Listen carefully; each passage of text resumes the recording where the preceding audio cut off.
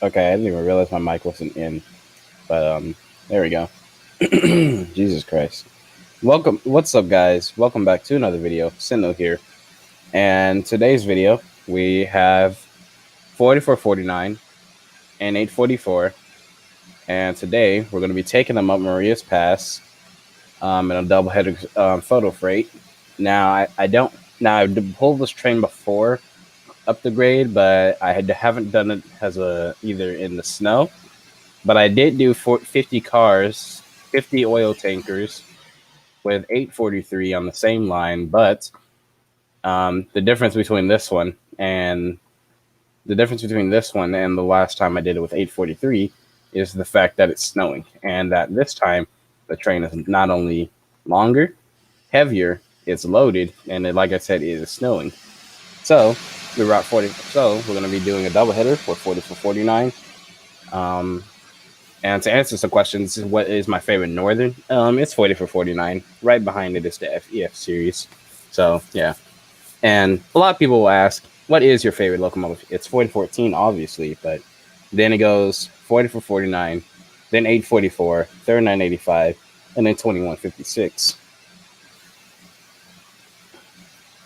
I just think that it's right for the fifth tie. It's kind of between 5,000, Santa Fe 5,000, 2156. So just word of note. But anyway, enough of that. Let's go ahead and get the brakes off and get coupled up to 844.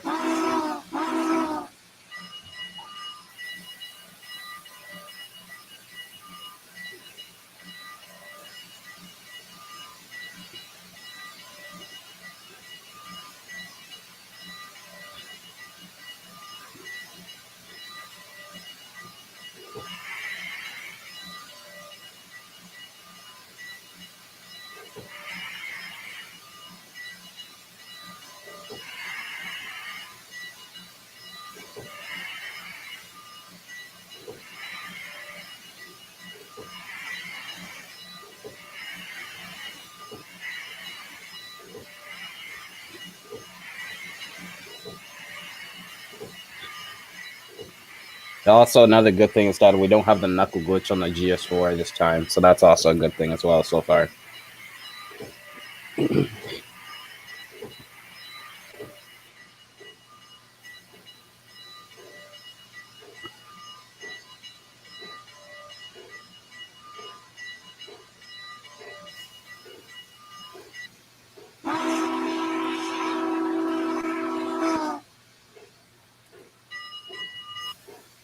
And then that's kind of wrong with my mouse. It's like it has a tendency to shoot to like click twice. Don't know why it does that, but oh well. I mean, I love this mouse, but still, I don't know why it's doing that out of a sudden. Oh, it's been doing that for a while, actually. Let me take that back.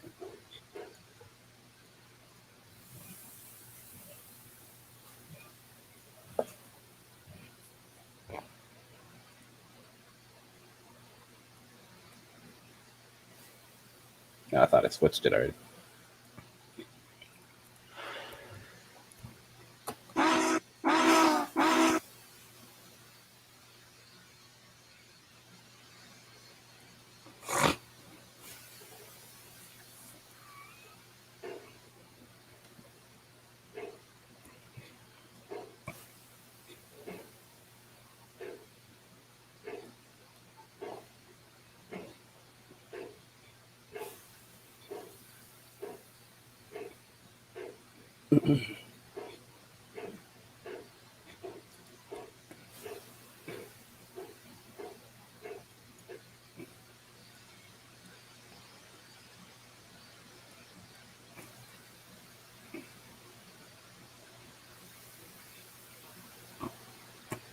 I think the last time that 4449 and 844 did something together was 2007, I believe. I don't remember. I don't know if that's correct, but from what I know, that's the last time I've seen them together, at least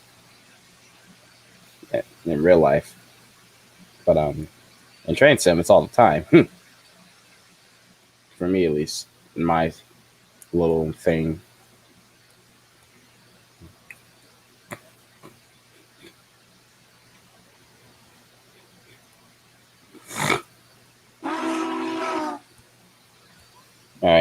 We'll go ahead and get started, but give me 1 second.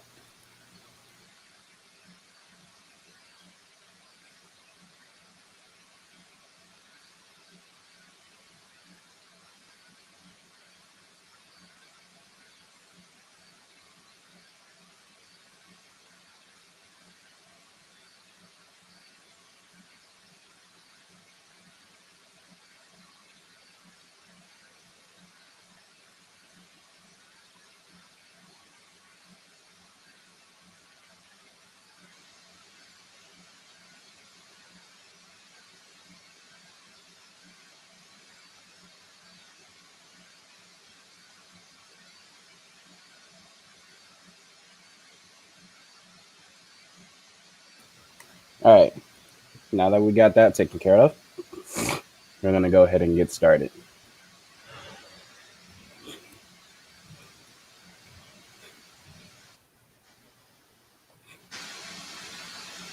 It's a big train, but nothing that we can't handle. Might have hauled longer. So, let's go ahead and do it.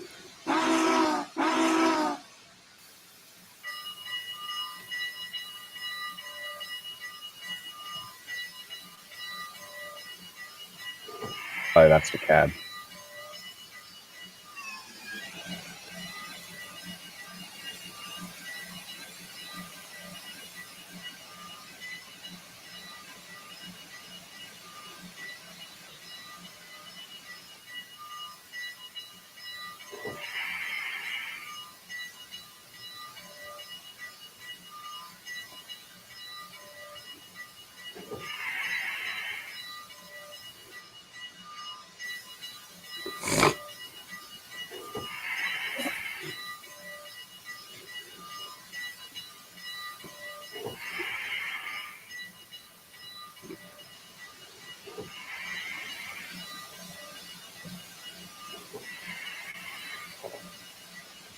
I don't think that the light on 844 is supposed to be on, but it looks good either way. So I'm not going to really bother.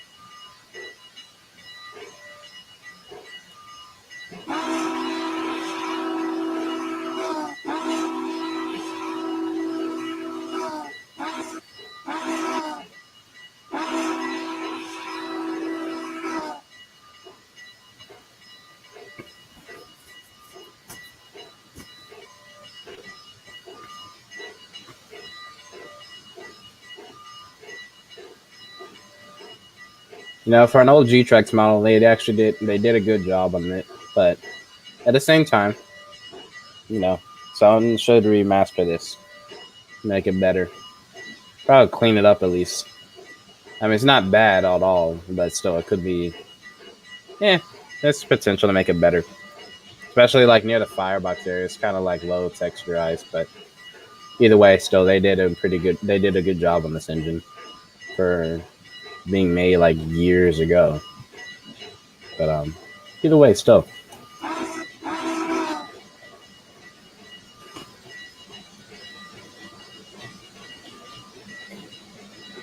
And then 844, as usual, looking great as usual. Snuckbox does a great job with this. And also to answer another question someone asked me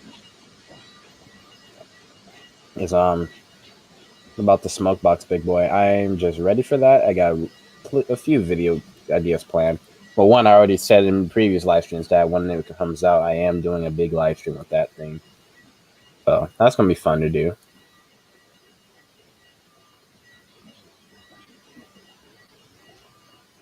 And like I said before, it's a big train. So Yeah.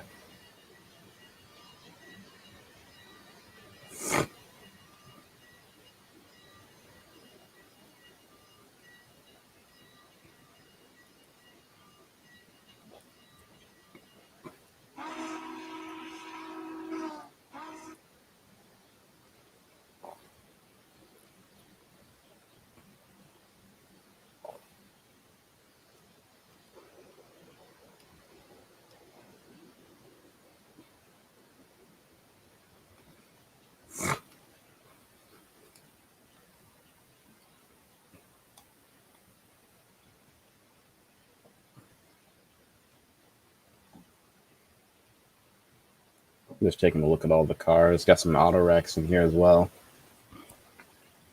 Isn't there supposed to be a name on them? If I'm not mistaken, isn't it supposed to say like BNSF or something? Oh well, not important.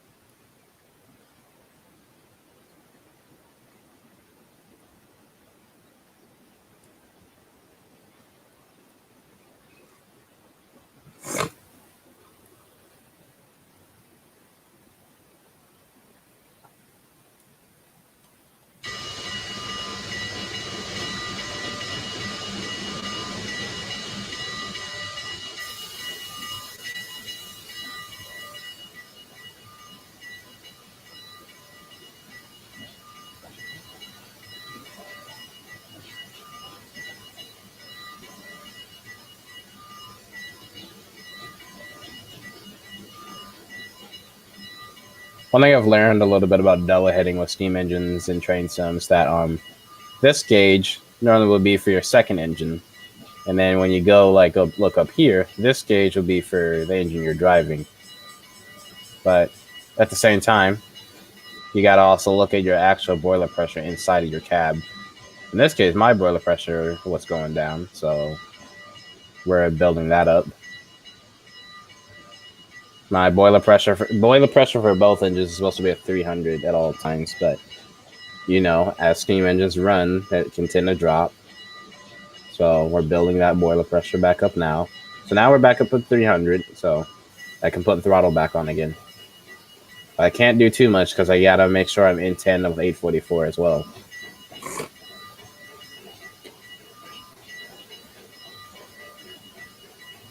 Because compared to like how it was back in the Steam era, if double heading was a pain, and it can be a pain in train sim, and it is to an extent. Especially when I'm double heading with the FEF3. Like if I'm using FEF3, I need to double head it with another steam engine or another engine in general. It can be a pain because the boiler pressure can just drop for no reason, even if I have low power on the engines. Like if I had 844, couple up to say 4014, or even couple to the front of 4449, sometimes the boiler pressure will just drop, and I have no pressure in 844 for some reason. But that's besides the point. But yeah, eventually I will start doing more double headers. There was one I'm going to be doing with 843 and I think it was 4449. There was one video I was planning on doing. It was the San Joaquin over Donner Pass. So we'll see that. I don't know when I'm going to do that. Probably later in the month, but we'll see.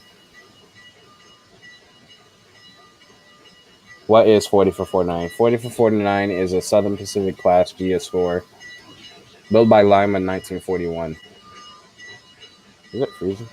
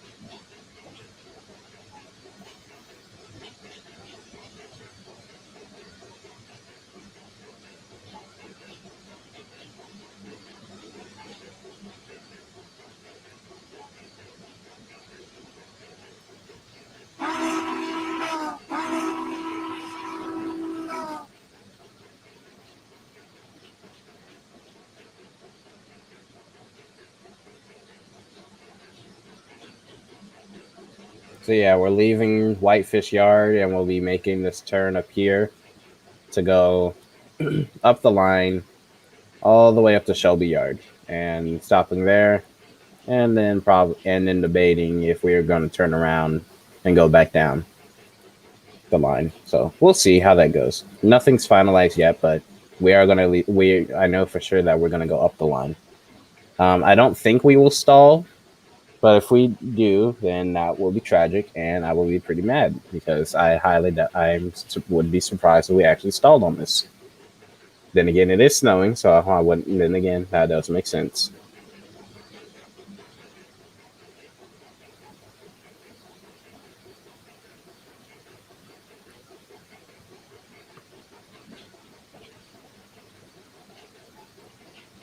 Get that back up to 300.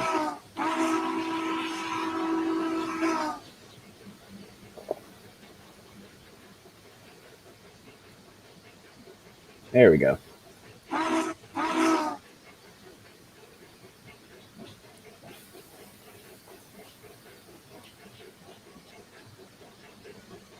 Notice how both of them are in sync, 844 and 4449. Let's take a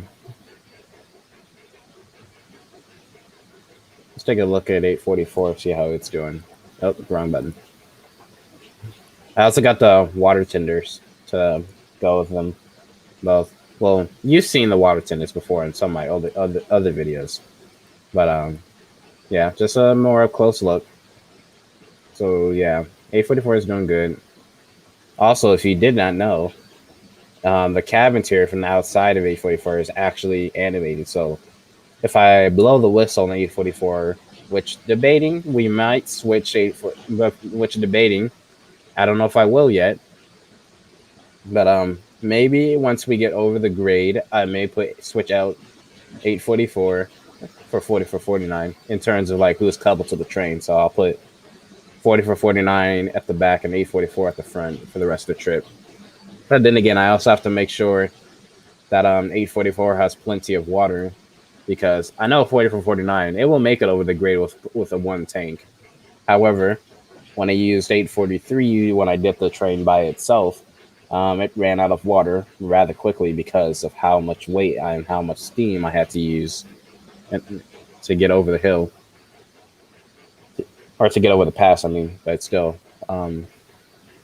yeah, that's just something to note, that I might have to stop to let 844 refill on water, because these tenders, yes, they actually have water in them. However, they don't work like in terms of them actually going into the locomotive's tender and then into the boiler. They're just pieces of rolling stock. They don't actually give me a purpose other than just being a spare piece of weight. I mean, they're a good piece of weight, but still.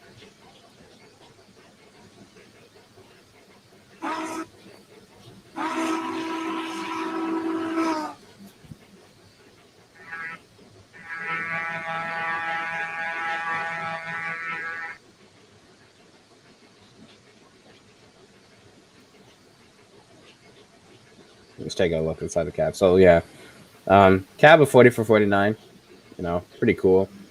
I haven't seen 4449 in person, but I have seen 844 and 3985. This was like a long time ago. This is when I went to California, which was, oh gosh, it was before 3985 was retired. I know that, but I can't remember. So it was years ago. It was like when I was like really young, but yeah. I haven't been in the cab of 844, but I did get to see it in 3985 before. But yeah, that's about it. I haven't really seen. Well, it was just for a brief, like, little while because we were pacing it on the road. But that's about it. I was not expecting to see it, though. That's the thing. When I was in California, I was not expecting to see it. But yeah, that's that. Yeah, your cylinder cocks up here. I believe that's what this is. Yep, cylinder cocks. Let me close that. Reverse gear, loco brake, and then you got your train brake. Easiest way to tell which one is which is the loco brake's usually going to be a little bit smaller, and the train brake is usually going to be a bit bigger and beefier and have a bigger thing to sit on, and more squared off, bigger like thing that the lever sits on, unlike the locomotive brake where it just sits on like a cylinder type thing. Hey, air horn or air horn lever.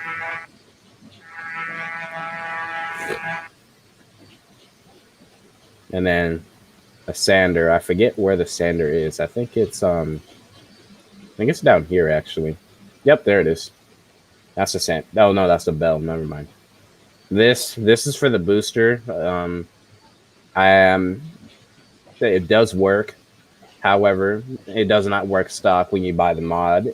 When you buy this pack, the booster will not work. This is to enhance the locomotive's performance. Basically, obviously, I had to download a mod pack which enhanced not only the sounds, but it gave me the booster activation. So now the booster will actually work.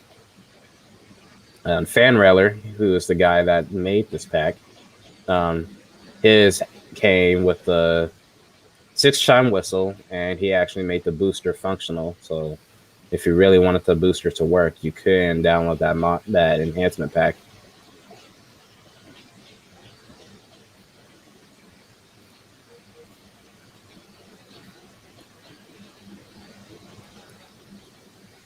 And boiler pressure dropped down. We're at 250. Now I need to get back up to 300 and cut off some of the power a little bit for now. And then we'll get back up to doing 30. Right, I'll put power on for 15% until we get back up to 20, until we get back up to 300. And then we'll go back up to 25% power. Because it's uphill from there. So like from here, it's uphill, but it's not like 1%. It's like zero. It's like a 0.8, but that's still big, a pretty decent climb and stuff.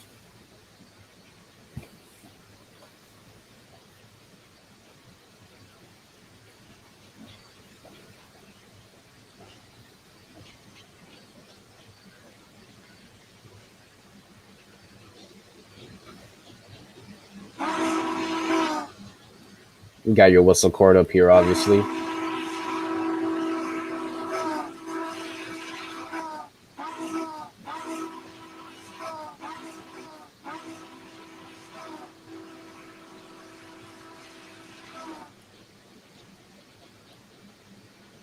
This, I don't remember exactly what this yellow thing does, but that's there.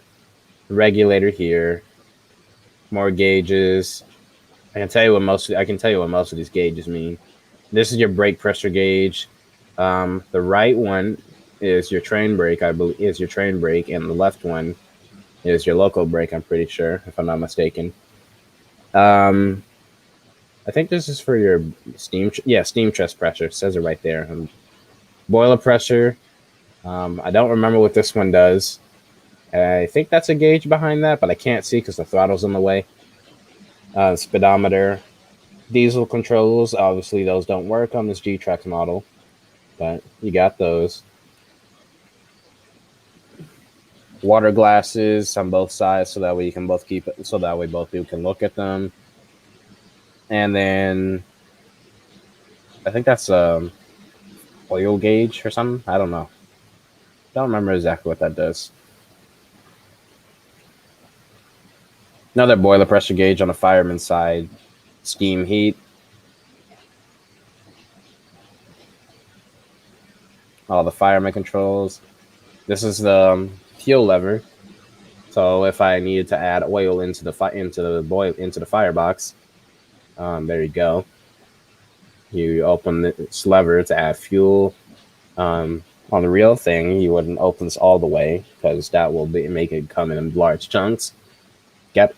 You got an atomizer too, but yeah, your firebox viewport. And the real thing, they will also pour sand in here to clean the flues out, so that way it won't be sooty and you won't get that black smoke like I'm getting right now. But unfortunately, it will not go away because I have the firebox open and I have power going to the cylinders.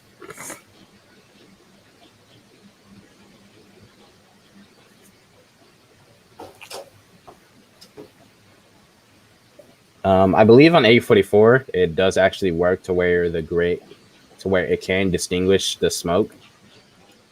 Because whenever I use 8044, I do get black smoke, obviously, while under heavy load, but it tends to work itself out to where the smoke won't be as dark.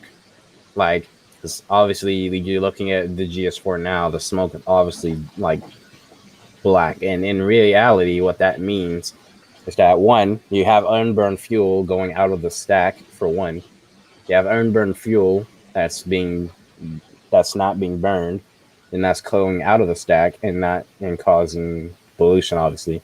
On an oil burner, you want minimal smoke possible, and if you're gonna have smoke, you don't want to have black smoke. Smoke is normal.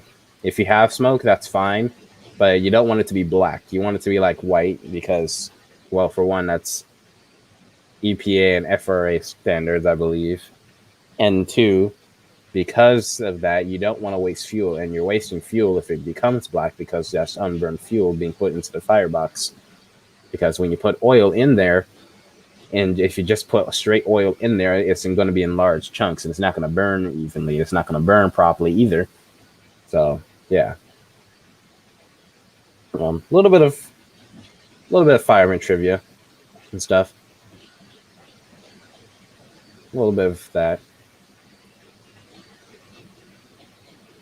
No, not too familiar with steam engines more than I am with diesels, obviously, but still, granted, steam engines are harder to maintain, but they're not as. I mean, compared to what it was back in the old days, it's not as big as a pain as it was to operate now. Yes, it's still expensive, but it's not as hard to operate these compared to what it was because of the type of technology we have now. And yes, you still need an engineer and a fireman. However, it's not as hard to operate as it used to. So, not bad at all.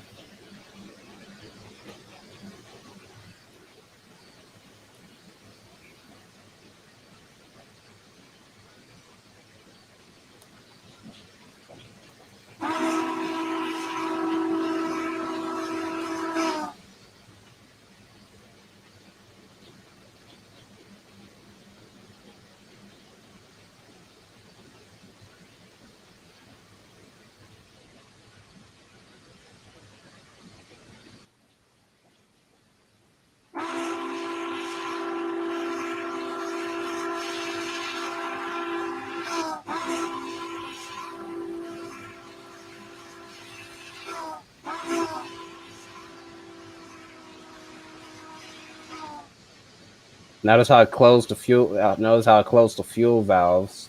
So now I don't have that black smoke. Now I got that pretty nice gray smoke, which isn't bad, but that's pretty normal for a steam engine anyway.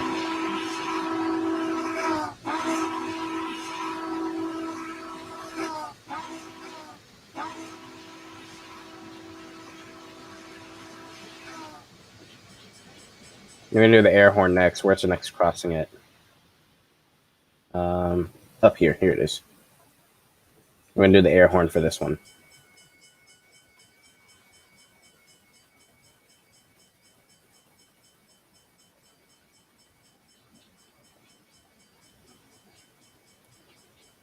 I always wanted to see 4449 in person, though. Just never really got the chance. Same for 4014. Never got the chance either when it was still running, but obviously not now because of COVID and mess.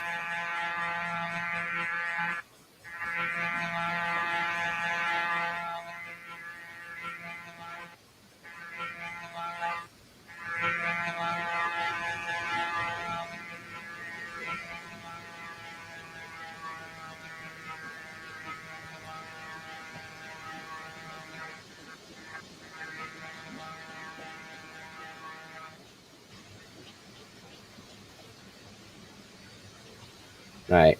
I think we might be. And you don't believe that you talked to Freddie. I don't think you have either, but yeah, no big deal. Oh, might cut out for a second. All right, there we go.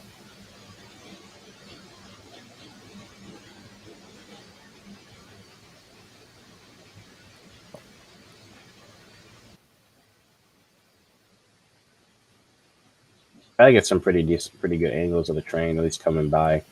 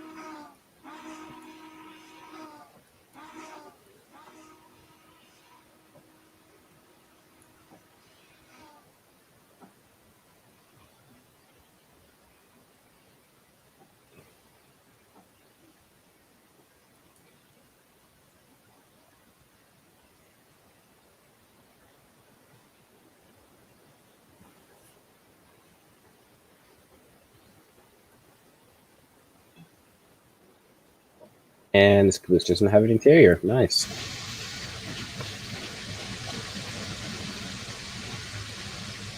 All right, I think we should be able to increase power to 35%. Get some speed action going. We're in a 70-mile-an-hour zone, and we're only doing 33 miles an hour. Granted, yes, I have a freight train, but yeah, then it is snowing, so I guess that makes sense. Adhesion isn't going to be as great in the snow because you got one icy and slippery rails, and we got not only bad snow, but it's also fog.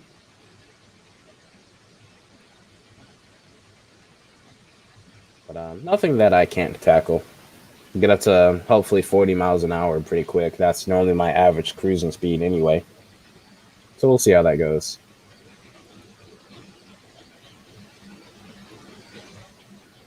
I normally when I drive a locomotive and train some, I'm always at average cruising at least 40 miles an hour. 35 to normally 35 to Jesus Christ, I can't speak. Normally when I'm driving a train sim, I normally am in any steam engine or any locomotive in general, I'm always like at least between 35 to 60 miles an hour at normal. 70, especially if I'm hauling passengers. So I'll get up to between 35 to 70 miles an hour with a passenger train. Freight trains, I can get up to about 35 to 50 to 60. 843, you should already know. I'll be getting up to about 45 on the Wasatch grade, maybe even 50. I might do another video of that again as well with 840 going up the Wasatch grade. Maybe a cold drag, maybe. Who knows?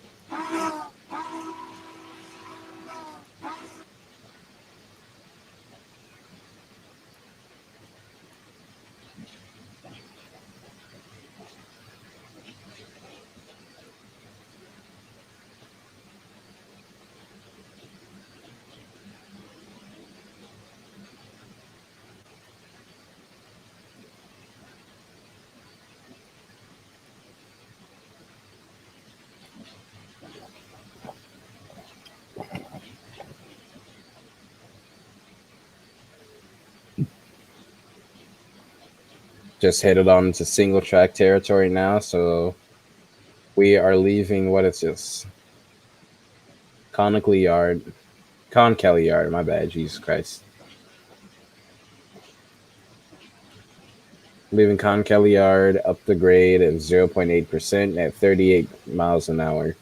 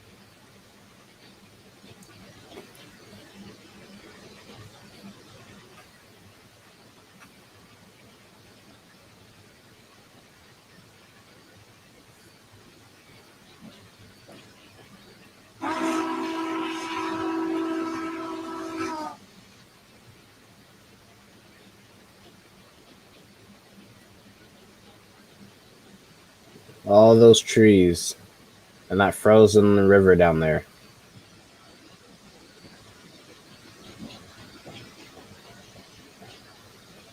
And just the hurtling tons rolling behind us.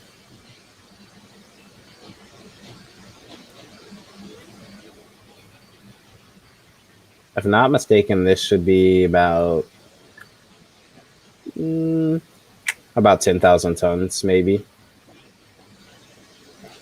a little less. I know these things had I don't know the tonnage rating for these, but I'm assuming that these would able to have a tonnage rating of about 3,000, maybe 25,000, not 3,000, 25,000. I was about to say that, not 25,000, because then it would have to be stronger than the gas turbine, I believe. Maybe even a little bit less, but no. No, I think these things had a tonnage rating of around 1,800 or 20 or about 2,500 tons for any grade that for their maximum tonnage rating that they could pull by the force of their coupler and drawbar. Because I know for a fact both of these have like around. I know for a fact 4449 has 5,500 horsepower. I know that, and then 844 is just about the same, 5,500 horsepower. But 4449 has more tractive effort. Not only having more tractive effort, but since it also has a booster, it can pull heavier trains as well with ease. And the real thing, these are just the GS4s are probably the second or third most powerful northern in the country, and the most powerful probably be around. I think the J class 484. The most powerful northern in the country, I think it's the J class 611 at 80,000 pounds, while the GS4s have a maximum of 78,000. Just a little bit less, but not too big, not too much less than the J class. So I don't know for sure what's the most powerful northern. Then again, 2926 is also very big, and not only big, but also very heavy. So I believe that thing also had around like 70,000, maybe 60,000. Pretty comparable to 611 as well in terms of strength, but I don't really know the tractive effort for that thing. But also another one of my favorite engines as well. But like I said, it's not in my top 5. That top 5 is it's a whole different list. And in terms of things that's not steam, it's number 18, without a doubt. Gas turbine number 18 is my favorite. And then if it's not if it's not going to be a turbine, in terms of just diesel locomotives, like straight diesel electric, what is my favorite diesel electric locomotive? Well, it's really hard to really go through that because I'm not a big diesel guy, but there are a few diesels that I do like. Like you got the F7, the SD40-2, the DDA40X for God's sake, and then the SD70 ACE. And then probably you got the E9. My bad, I forgot about I was trying to remember the name. But yeah. In terms of diesel locomotives in general, I think it would have to be the DD40. Not only, and now you may ask, I thought it was the F7. Well, yes and no. I don't really know because it's like I love the DD40 a lot, and then I love the F7 a lot. But then again, I don't really know. I think it's probably going to be the F7 because of how cool it looks. Not to mention, it's not too big and it's not too well, it is small by today's standards, but still, I mean, back then these things were with 6,000 horsepower and a 4,000 and a 4-unit lash up. That was always pretty cool to see. You know, F units were just really, really cool. Same with the E units. The E's and the F's were always just really, really nice looking. Yeah, by today's standards, they're still really cool. Because yeah, they might have replaced the steam engine, unfortunately, but they're still really cool nonetheless. Let's get a nice shot of the duo running over this bridge.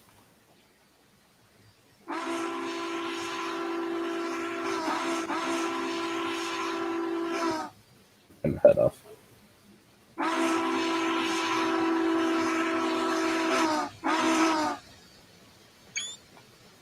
That's a nice picture. And like I said, that's just one of my favorite things to do in Trade Sim is just go around taking really cool pictures. Oh, I want to see that boiler pressure. Okay. Because I can't see it because, you know, white, and then the letters are white. I can't see it, but oh well. Big train, big load.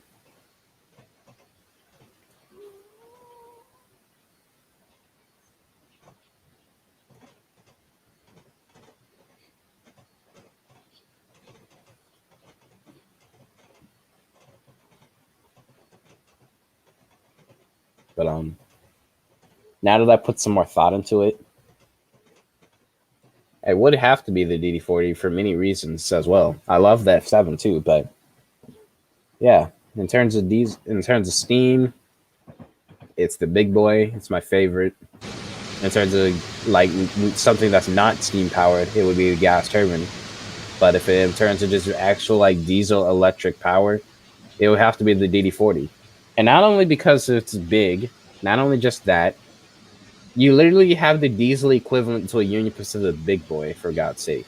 That's 7,000 horsepower, 4 axles on each truck, and then it being basically 2 GP40s put together. You got 2 GP40M dash. You got 2 GP wide cab units glued together, and then you just got a really nice, not only nice, but also really cool design on it too. I mean, yes, it doesn't have a plow on the front, but you know that can always be changed. You know, UP might just add one anyway, but they never came with plows. But that's not important. Point is, it's just a really cool locomotive, and then it's just one, it's iconic for Union Pacific anyway, and two, I'm a UP fan, so obviously it's going to stick out to me because Union Pacific's my favorite railroad. And then you got Southern Pacific, and then you got, because for me, how it goes Union Pacific, Southern Pacific, Norfolk and Western, Santa Fe, and then the Pennsy. So that's how that goes for me. But yeah,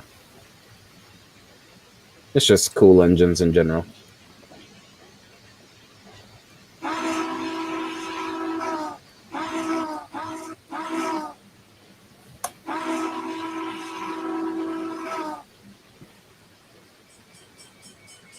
We're on flat track at the moment, but not for very long.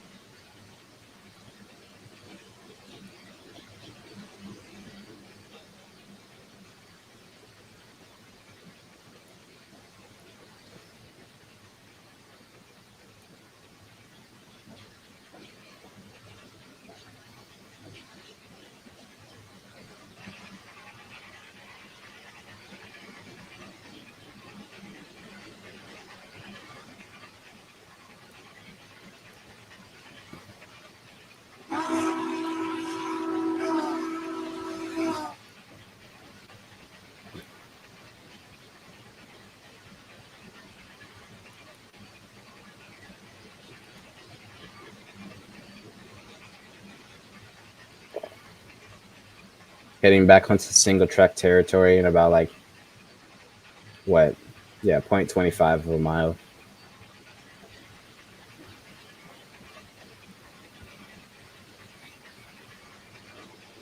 And we're going upgrade as well now, if I haven't mentioned that either. On a 0.9%, almost a 1%.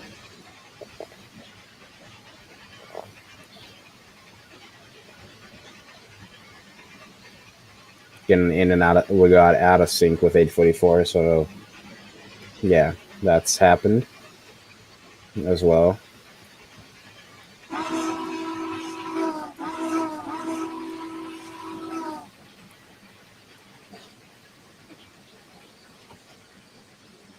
Inconspicuous railroad crossings.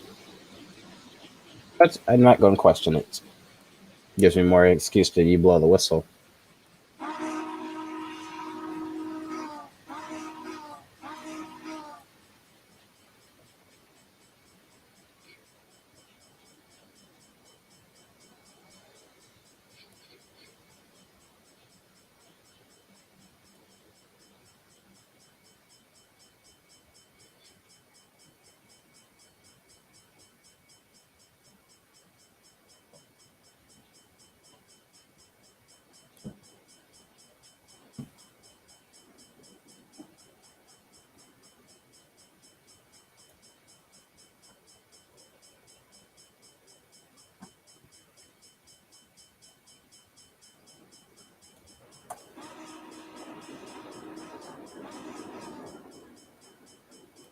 You usually don't see these type of cars no more. The cars with the trailers on them, the piggybacks, I believe, is what they were also known as. Don't really see them anymore. You just see the container trailers, the container cars. 31 miles an hour, 0.8.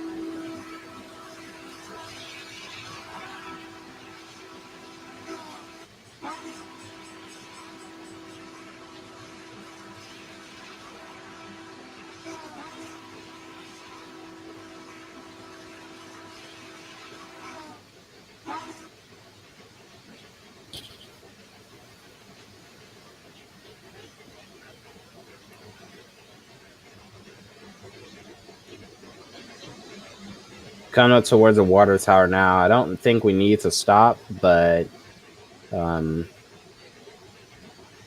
considering how we're moving now, and considering we're only doing 27 miles an hour, I think we might just have to. Don't want to do an emergency application. That's definitely what we don't want. Because if we do that, it'll be a more pain to get started again. It's already a pain that we have to stop. Just to check on 844, see if it needs water. But yeah. If I do an emergency application, it's going to be it's going to be much harder to get started again.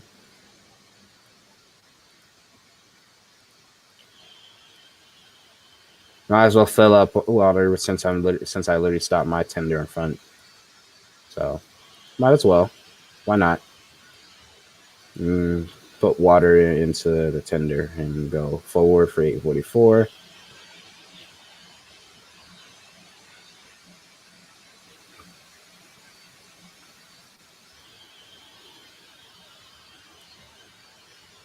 Hey Jaden, how you doing?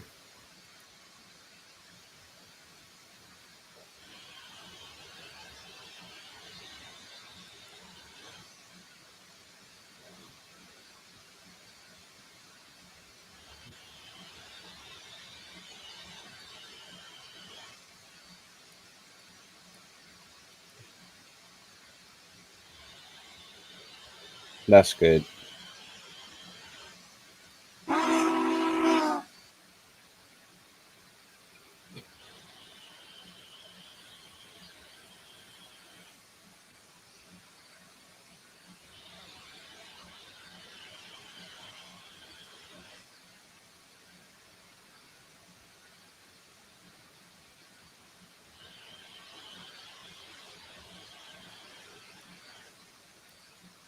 It's 42,800 gallons, if I'm not mistaken.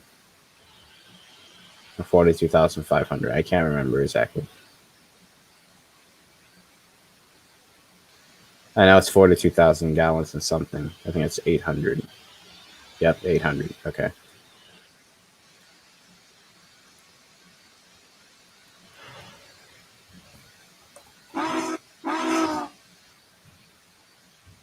All right. I'll wait for the brakes to release so that way I can move it forward so we can check and see if 844 needs water, because I don't know if it is. If it does, would not be surprised because of how much power that thing, how much fuel that thing literally uses. I mean, in terms of water, it uses more water than the. Nah, I wouldn't. I don't know. I won't say that much. Never mind. I'll take that back. I was about to say it uses more water than the big boy, but I'll take that back. But then again, the big boy has the ability to be granted with 2 aux tenders. And what I mean by that, it has like 3 times the amount of water it can normally carry. So I think it holds like 67,000 gallons of water because, and you get 3 versions of the big boy tender. You get one the standard variant, a variant that will grant you 1 aux tender, and a variant that will grant you 2 aux tenders, so that we can have 3 times the amount of water you would normally be able to carry. Because for the real 4014, when it runs, you obviously got its tender, which holds 20,000 gallons of water. Then you got Jim Adams and Joe Jordan running behind it. In this case, we have Jim Adams, the flag tender.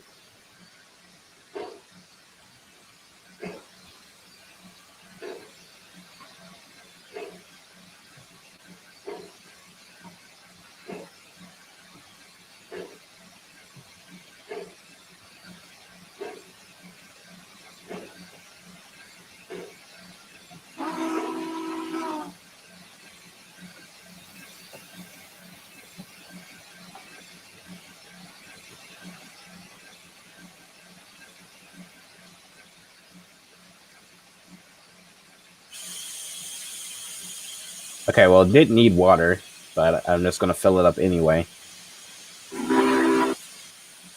Right. Damn it, the tender's not close enough. Now I got to move this forward.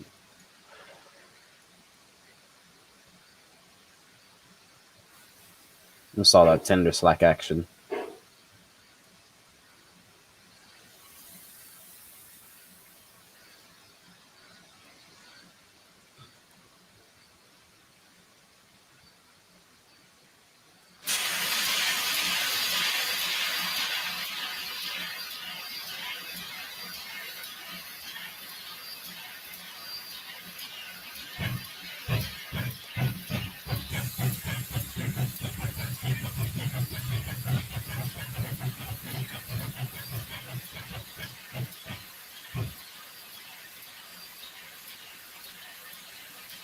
I keep forgetting that since it's snowing, not only is it snowing, I'm on grade and I can wheel slip very easily with this thing.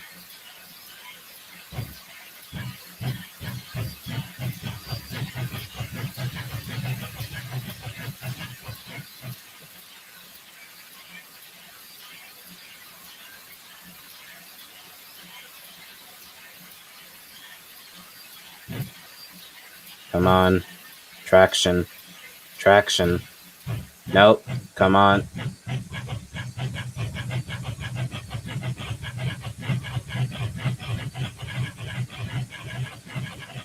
Nope. Nope. Nope. Stop. Stop. Stop. Stop. Stop moving. Stop, damn it. Stop. Okay, stopped. Good.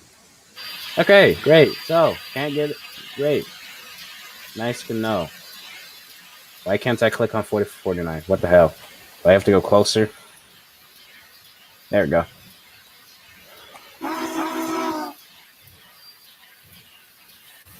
Wrong way. Alright, well, it doesn't need water. I'll just keep going. Just couple back up. Now we'll keep going.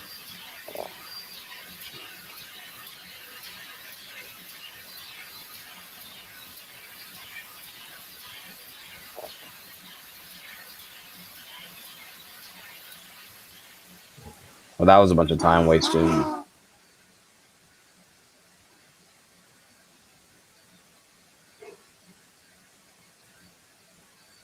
Well, that's great. Now, not only did I stop because I thought I needed water, now I got to start this train again. But not only do I have to start it, I have to start it on a hill. I have to start it on a grade. Not only on the grade, but also in the snow. Good thing we have sand. But either way, since it is snowing, it's not going to adhere as well.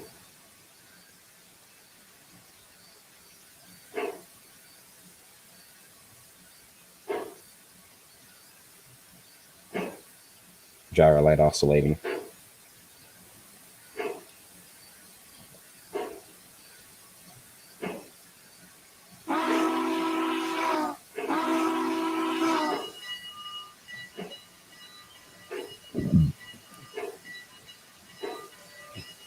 Oh yeah, that macaroni and chicken strips thing that me and Jay did. Yeah, that was funny.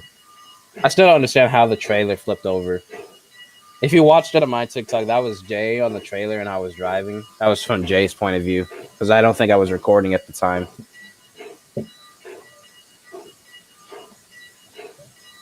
Because I forget to save my clips from time to time. But yeah, I've been getting better at saving them.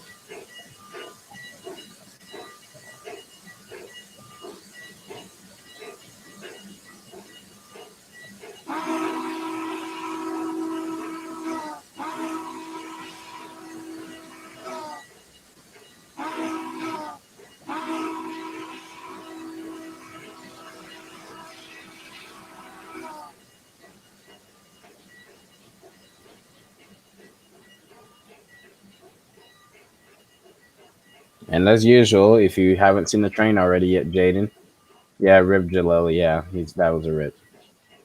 If you haven't seen the train already, it's a big train as usual. I think it's about, if you count from about this car to all the way to the end, that's how many cars this is. I haven't counted yet, but it's a big train, so yeah.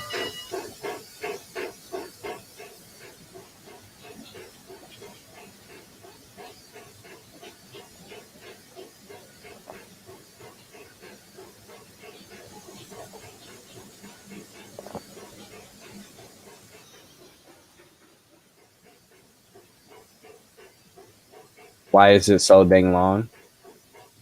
It's not that long, but I mean, compared to what I normally haul with 4014 and number 18, it's nowhere close to as long as what those trains would be. But especially in the snow, because I like to torture myself in terms of traction. I don't know why, but we're doing it anyway. Also, to show that you can pull a really long train with a steam engine in the snow, just like you used to in the steam era. Except for with a lot of wheel slip, as you saw with 844, with me trying to literally get it up to the dang water tower, but it couldn't because it's snowing. I don't think it would. I don't think it would have that problem if it was just dry weather. But if it was snowing, since it's snowing, I'm gonna have way more wheel slip. And speaking of that, I don't even want to talk about what happens in the Wasatch grade when it's snowing. Oh Lord Jesus, I don't want to don't remind me. It's oh no. When it was snowing on the Wasatch grade, and I was taking I think I was taking a box train with 843 up to Evanston. I think it was about maybe 40, 30 cars. And it wasn't over 40. That's what I do know because that's the maximum car tonnage I can pull in the Wasatch grade anyway. But when I was going up the Wasatch grade, I was literally wheel slipping from every position possible.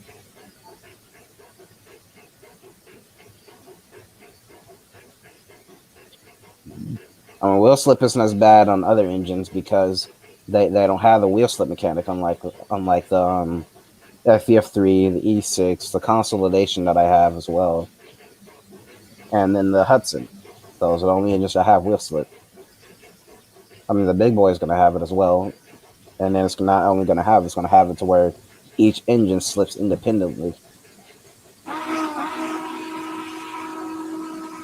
So like I said, very excited for that engine as well. That I can finally recreate the run to Ogden as well. I could do it in this with these engine with this and the big boy that we already have, but that one not only is it going to be faster, stronger, and more efficient than the one that I have, it's going to look cooler. It's going to have more features. Not to mention, it's just going to be overall better. One thing that's kind of sad though, he is not going to do the oil turner for it, but to be honest, that's not really too important. I mean, I would prefer if it was an oil burner, but I like coal's fine as well. I work with coal.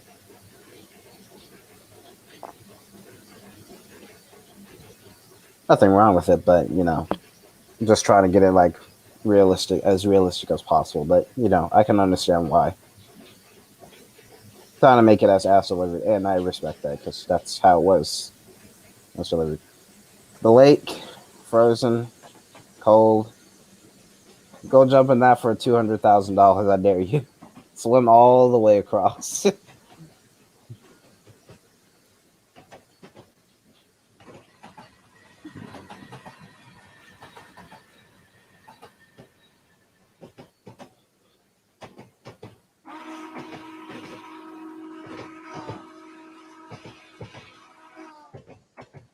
It's a big train, but it isn't as long as what we normally would be pulling. It's about like maybe 40, 50 cars. We'll count it the next time we go to like a good spot because it's too late to count it. But that's the train for you.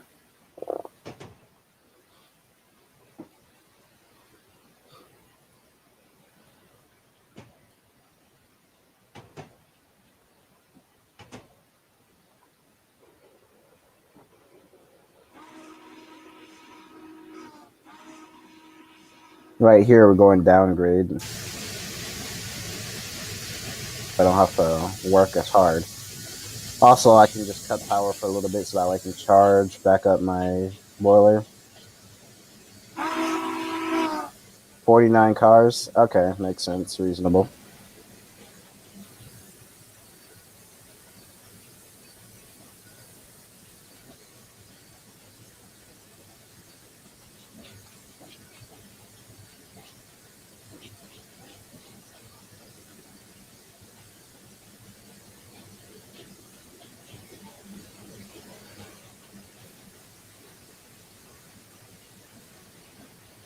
Let's see, just to make sure.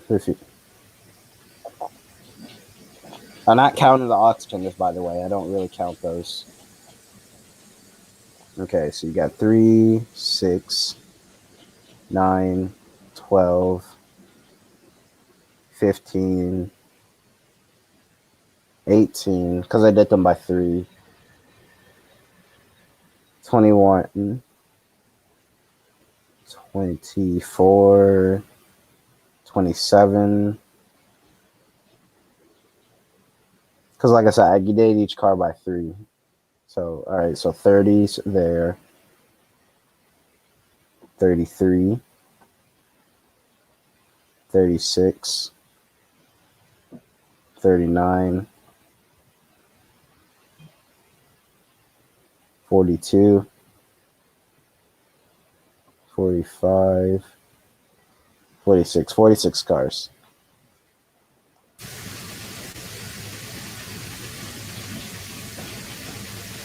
A little bit less than what you had, but not too big of a deal. Oh crap, boiler. Let me freaking drop that down again.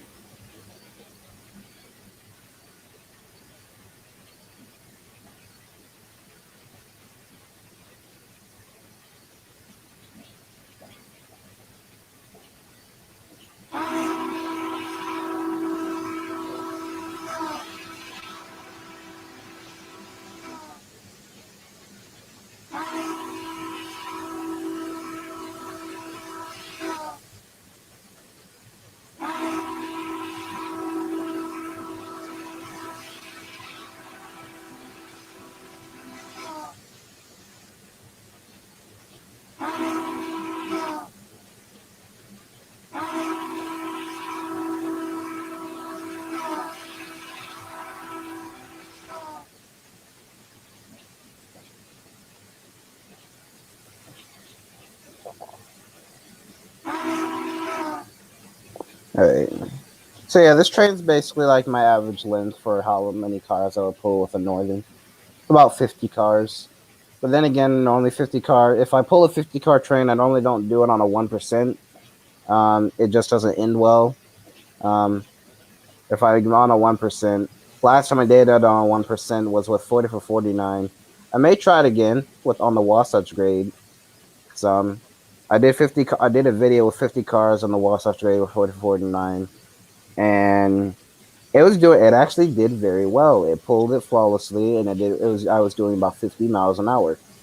The problem with it is that when I got to the second grade, when I reached Echo, the Echo Yard, when I went around the Echo Bend and started to go upgrade, it started to go slower, obviously because we're going upgrade, but we started to go slower. and slower and slower until I got all the way up to Castle Rock and stalled. I got to Castle Rock and stalled there because the locomotive didn't have enough traction. I was doing pretty good until I got up to Castle Rock because, like I said, stalled, didn't have enough power, couldn't keep the train going, and I was pretty upset because I ended up stalling and I couldn't get it going. But I am willing to try it again. I tried it again I tried doing 40 cars again with the veranda. That's a no. It can't do it. 40 cars on the Wasatch grade. So 30 is about it. Then again, the verandas weren't able to outpull the FEF3, so they only had 4,500 horsepower, which is 1,000 less horsepower than the Northerns, the Union Pacific. So that's just one thing to put in perspective. We're doing 43 miles per hour, passing Glacier Station.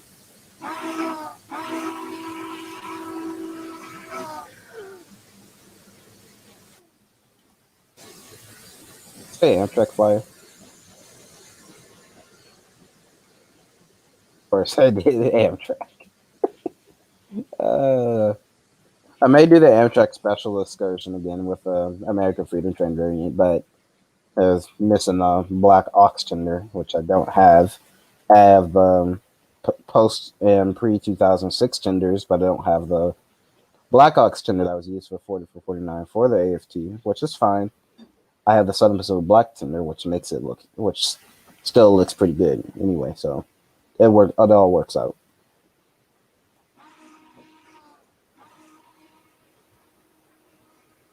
If someone just make the actual like full consist with all the correct cars, but like we have some AFT cars. I did a video with those cars actually, but it wasn't prototypically accurate, and it just wasn't right.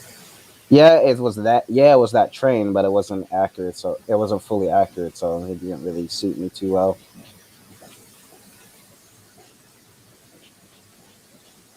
But I might do another one. Who knows?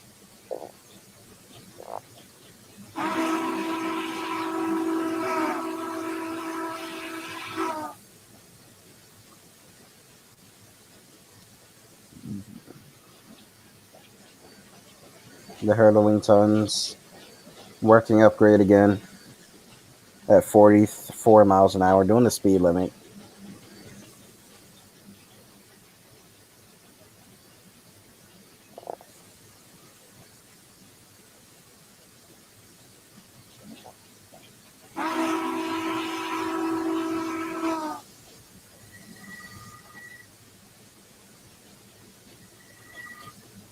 Wheel scrape from 843, 844.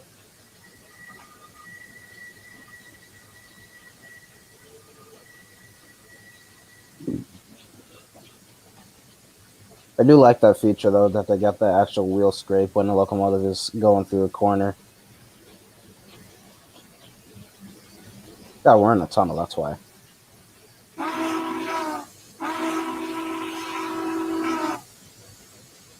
Because I was like, the hell, why can't I see out of my cab? And I was like, oh, we're in a tunnel.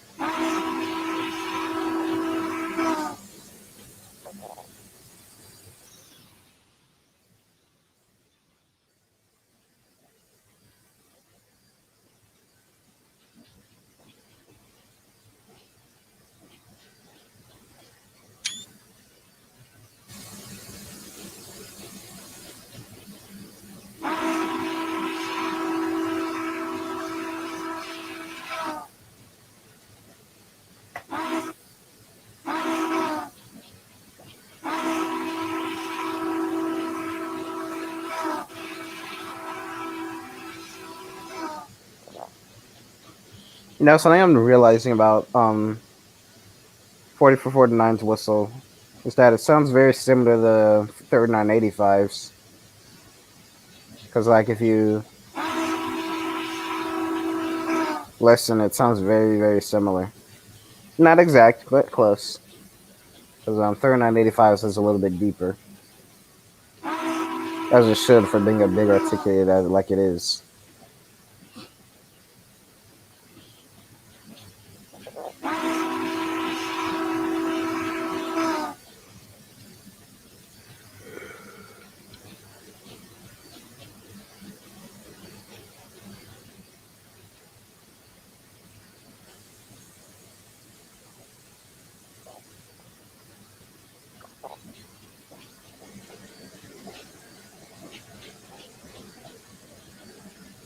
Spitting out of the tunnel alongside the river.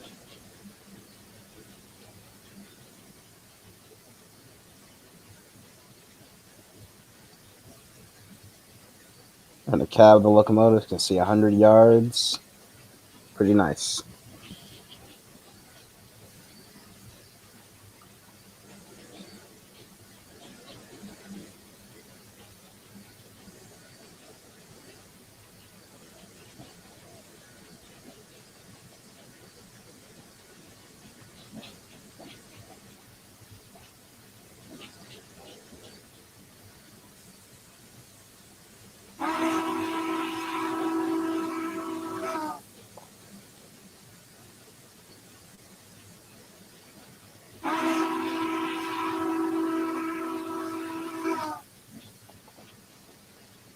You know, the good thing is you can actually say that because we do have a UP engine on our train as well.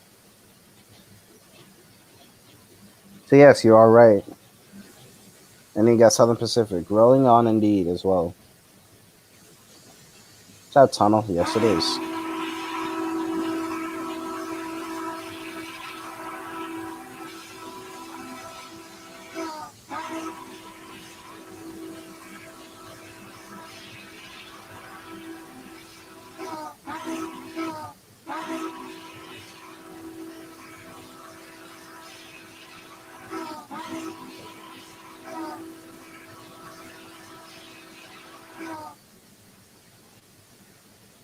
Also, for how did I get the second daylight tender?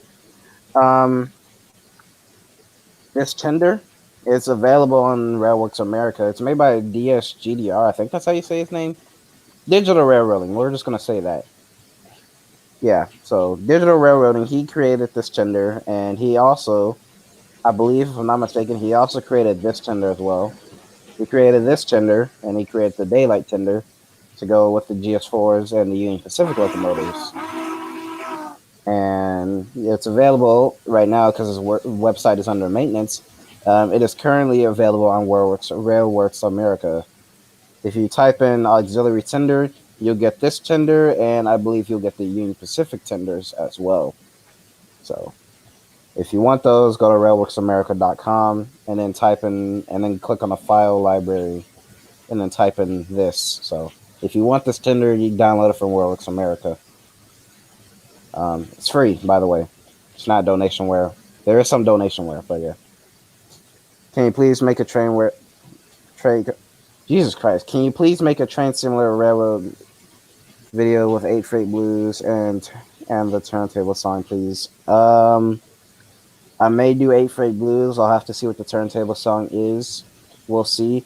I might do the 8 Freight Blues with the Hudson, so we'll see how that goes.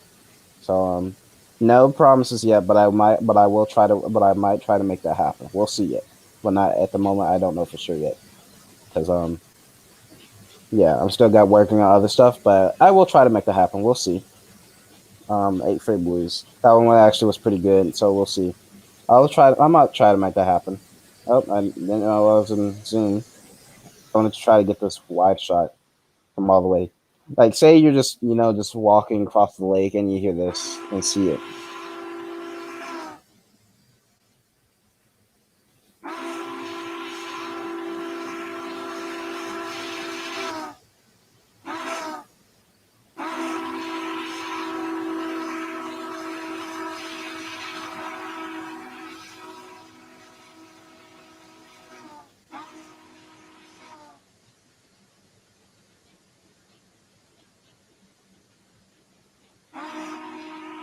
That would always be the coolest scene to see, especially.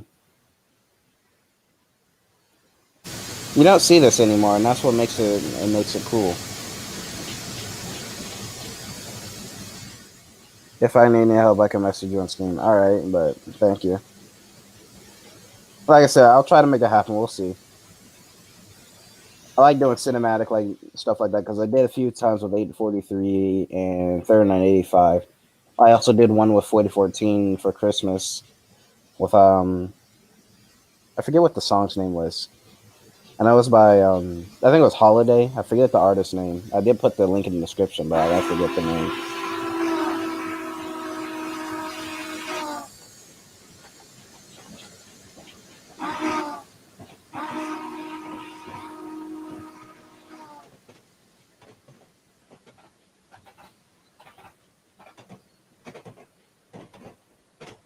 Pretty flat track territory right now on a 0.1% at 44 miles an hour. Got a whistle again. We're gonna do the air horn for this one. Oh crap! And messed that up completely. Lil Nas. Okay, thank you.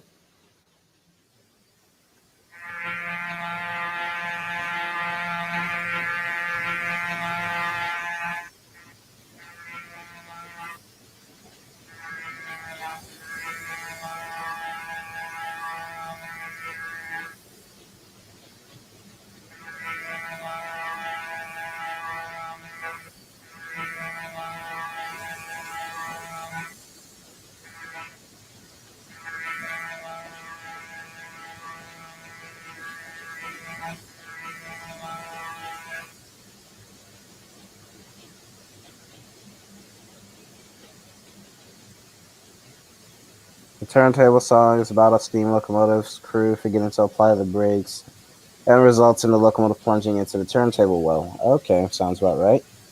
Yeah, that would be a I would recommend doing this in the Cheyenne 1800s route. Yeah, I don't have that route, unfortunately. So we'll see. At the moment, I don't have that route, but I do have the I do have obviously Sherman Hill. I have the Wasatch grade route, and Donner Pass has a turntable at Norden and Roseville. However, the turntable it is too small for a steam engine, and same for the one at it's too small for a steam engine of the Hudson. It's too small for the Hudson. Let me say that it's too small for the Hudson. Actually, no, never mind. It's the same. The same turntable used for the Hudson can turn a Berkshire. Never mind. My bad. The turntable at Donner at Roseville, it's not gonna work for the Hudson or the Berkshire. I would either be using either the Berkshire or the Hudson, but it doesn't. They don't. The one at Roseville doesn't work. The run on the Horseshoe Curve route, that one barely works, and the one in the Feather River Canyon also barely works. But yeah, I don't have that route yet. But if someone would like to help out with that, that would be nice. But yeah, I don't have that route, unfortunately.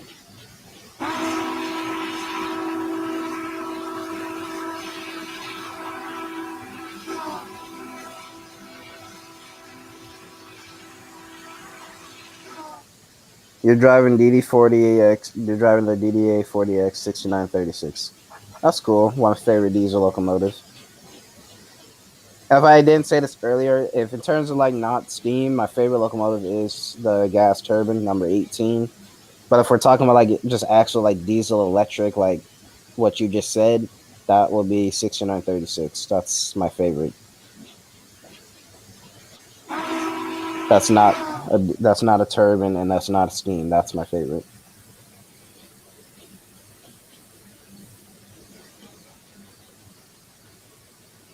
Train Z Driver 2. Yeah, I know. I'm well aware of that. I wish this game had multiplayer. That would be cool. But unfortunately, no, it doesn't.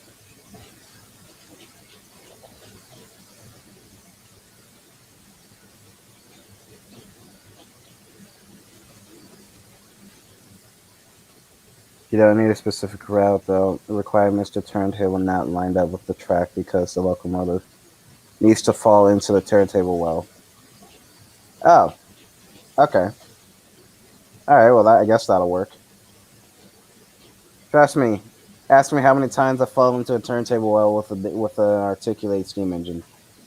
Because anytime, and literally, I have to literally make sure that the locomotive does not either one topple over or that. But if it's intentional, I guess that'll work. But we'll see. I just don't want it to give me that derailed message again because every time with a steam engine gives me the goddamn derailed message that I don't want, even though I clearly clicked the option do not end the game if I derailed. How many? Too many. Let's just say that.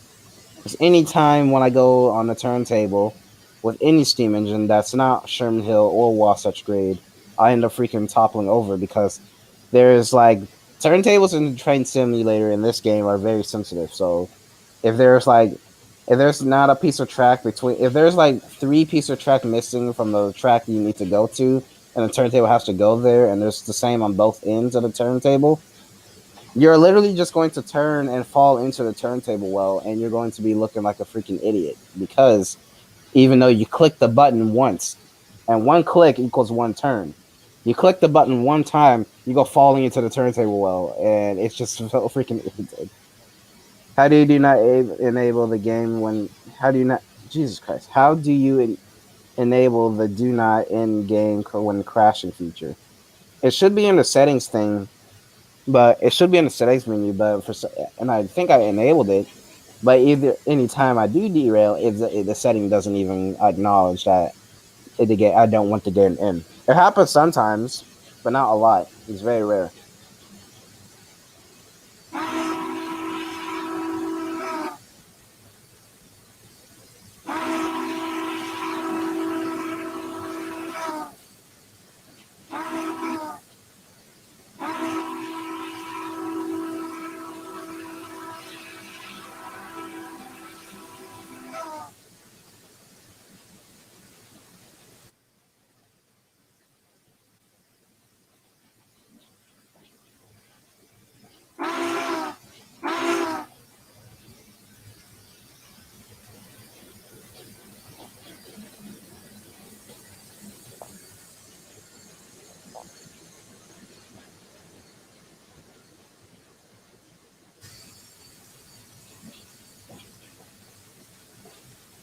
You know, 42 miles an hour. Do I like Scotsman?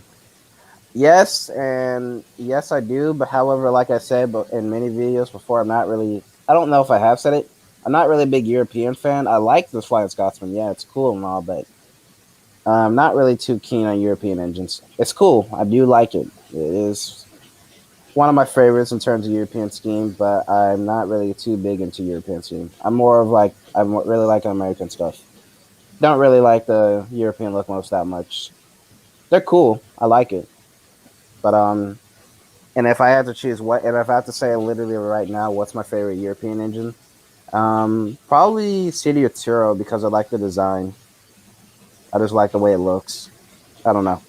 Not really too big in European scheme, but if I had to choose one literally off the top of my head, it would probably be Turo because of the way it looks.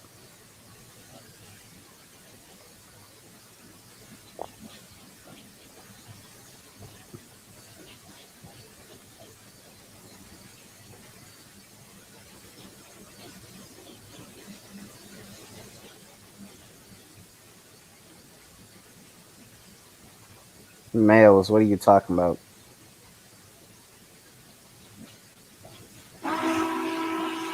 Oh, Mallard, that's what you meant. I was about to say males. What the hell are you talking about?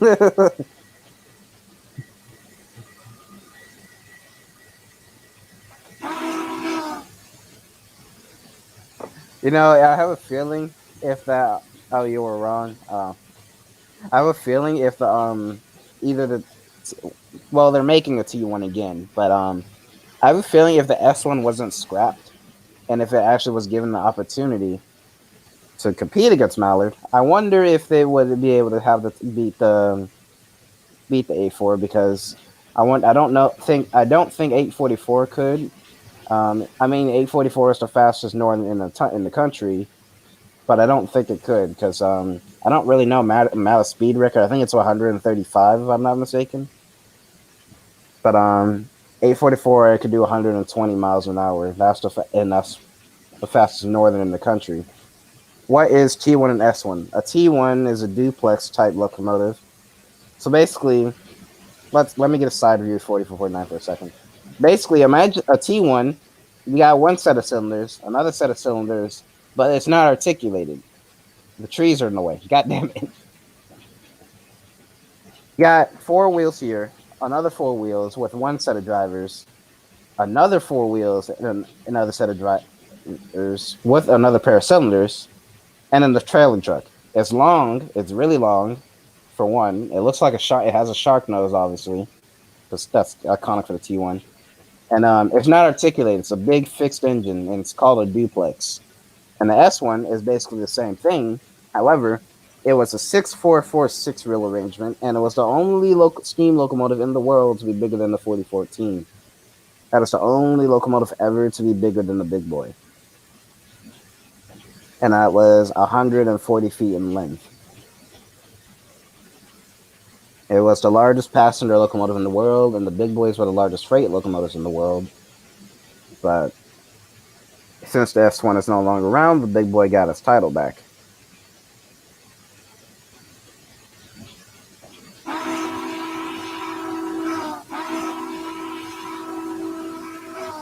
However, I would like to see the S1 again. Someone should make it an HO, because I like the S1 more than the T1 because of the streamlined look.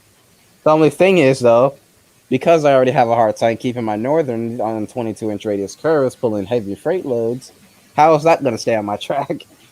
Actually, no, never mind. I'll take that back. My northern stays on the track pretty good. It's just that the fact that the way it's connected to its tender, the tender is very close to the locomotive, so it has a very close couple. Yeah, you just Googled them and they look awesome. Yeah, I had a feeling you would like them. They look really cool.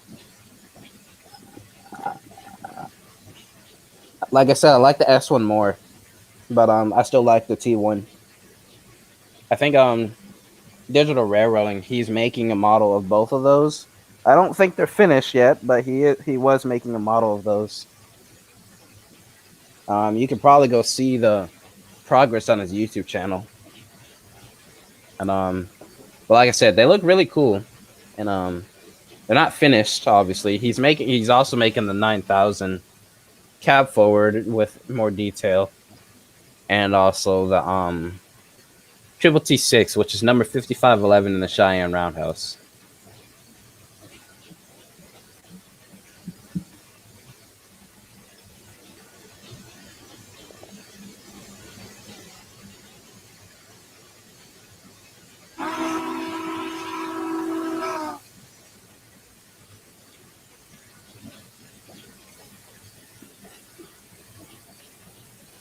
We're actually driving the T1 right now in Train Z. Oh, that's cool.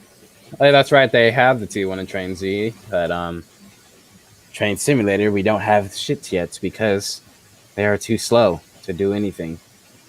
I mean, other developers aren't. You know, DSGDR and Smokebox, they're good, but yeah, Train Simulator itself, in terms of releasing stuff, is very, very slow at it.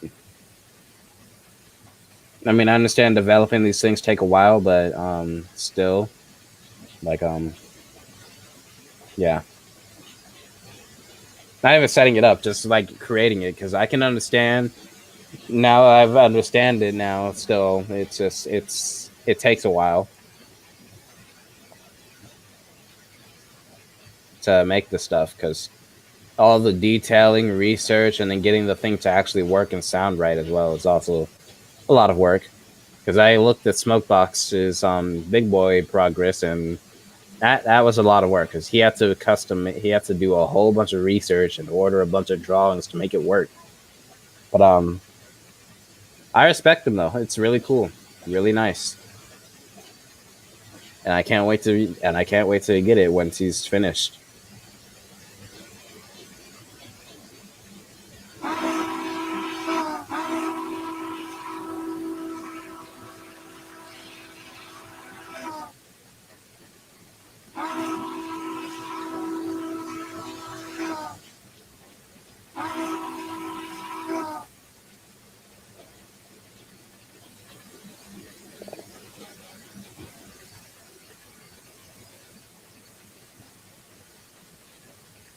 The best trade simulator models are Caledonian Works. I'd never heard of them before, but what models have they made? I don't really know who they are. Because if they make European engines, then I'm obviously not going to know who they are. But if they made like some American stuff, then let me know. Because I don't really know who they are.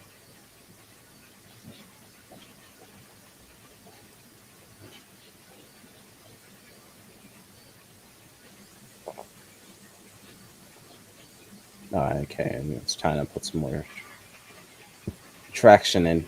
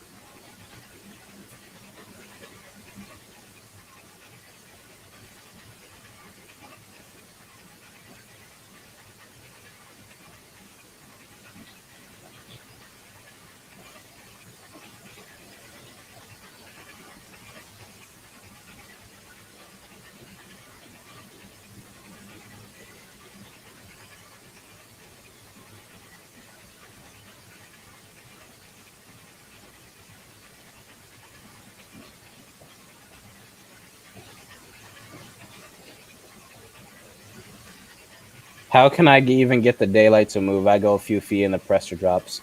You got to use enhancement packs for it because most train simulator locomotives, except for like the smoke box stuff and the digital railroading stuff, have pretty really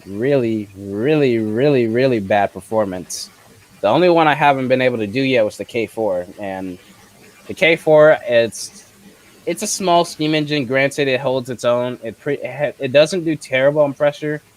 However, I don't drive it too much, but granted, you're not going to be pulling, like 75 cars down your main line like I would be with, 4014 and 3985, and maybe even sometimes 843, 844, and 4449. You use enhancement packs. Go to Fan Railer YouTube channel and watch some of his videos. He's pretty good YouTuber as well.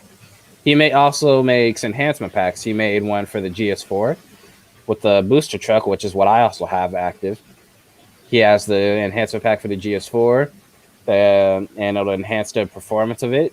You'll be able to pull 50 cars on line 3 on Sherman Hill. What is 843? 843 is... Hold on, let me... 843 is the other FEF Northern that I use, counterpart to 844. I use mostly 844 and 843 in most of my videos. I use 843 mostly because I like the way it looks without the smoke deflectors. But I love 844 as well because either way, I still love it with or without because it's one of my favorite locomotives of all time. But yeah, enhancement packs will basically increase the performance of your locomotive. And because normally with this thing, on line 3 on Sherman Hill, which is not the 2 double main lines that go up to Laramie, the one that snakes off from the main ones and can reconnect to Hiromasaw. You can pull a 50 car train with this thing unassisted up Sherman Hill by yourself. On Wasatch grade, you can pull a 40 car manifest train by yourself. Where can you get 843 and is it preserved? Unfortunately, you can't. 843 was scrapped in 1962, and it's sad because that was a really cool engine, and I wish there was more FEF3 still around. But no, there's only 2: 844 and 838. And no, where can you get 843? 843. If you buy the 844 pack right here, which is in the shop for $20 in Steam. You get this Northern you get this Northern and you get the 2 versions. You get the SD model and you get the HD model. This is the HD model with all the detailing popping right here. You don't see no details skipped out on here if the trees will stop getting in the way. There's no detail skipped out on here. It's not simplified. You see everything literally pop on this thing. Everything's here. The SU model, everything's there. However, it's a little bit more simplified in terms of like running on a low spec machine, like Windows 7, if that makes sense. And then you get three types of passenger cars, an SC-78 that is renumberable, and you can also purchase the add-on pack, which is the Greyhound livery that comes with the 844 and the Greyhound yellow and the Greyhound silver. And yes, there is a what's it called? This is renumberable. You can renumber it to any locomotive you want in the FEF series from 835 to 844. Is there an HD HUD version? Yes, there is. This is the HUD version. I don't use the Advancer version too often, but you can select a HUD and a Jesus Christ, I can't speak. You can select a HUD and a non-HUD version, which enables you to use both the HUD and the regular controls in the cab. The advanced version just mainly you use the cab controls and not the HUD at all. You can disable if you, and the advanced version it's manually fired. You got to fire yourself, but you can turn it on or off. So I can renumber it in Quick Drive. You can, but I wouldn't recommend doing it that way. I'll show you how I renumber it after this. Actually,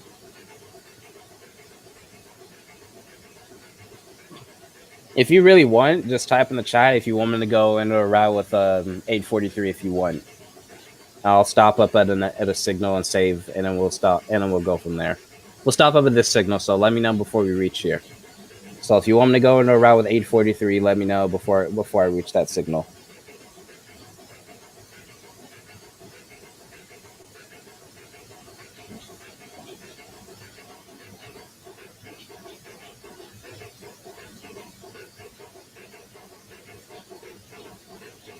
Could I please? Yes, I can. All right. Actually, I can just save right there. Oh, look at that. I can just do that. I keep forgetting I can do that sometimes. All right. So yeah, we'll go into a route with 843, where, if I can remember which one has it. Power test. Okay, yeah, this one has it.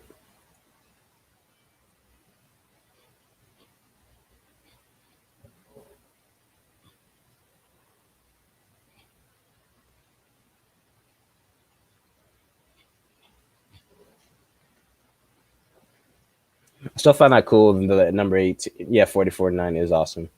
I still found that cool. Number 14 with this fire smoke. That was a cool picture by that guy.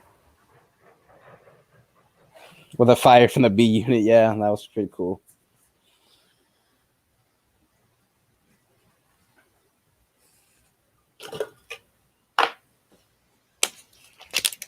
Need something to drink, some water. Pour in my cup with ice. Ice. Stay hydrated.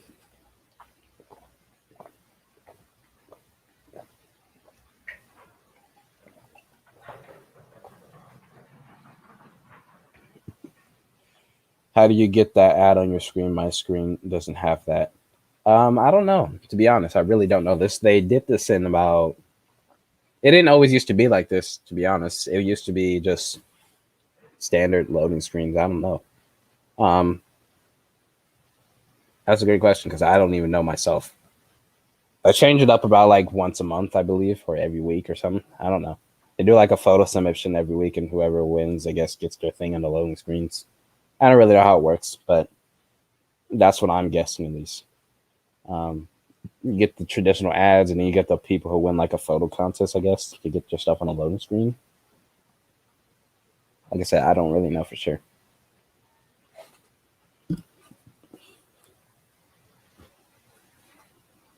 Or ice daylight. What? I'm confused.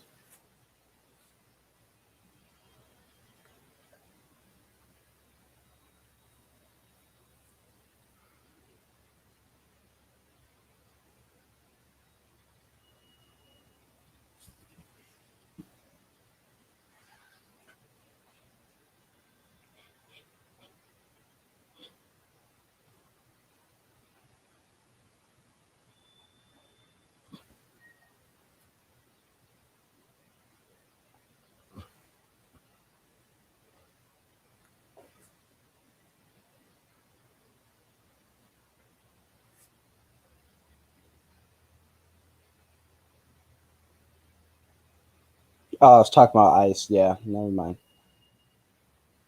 Oh, I know what song you're talking about. Yeah. I don't know the name of the song, but I know which one you're talking about now. Not sure who said it.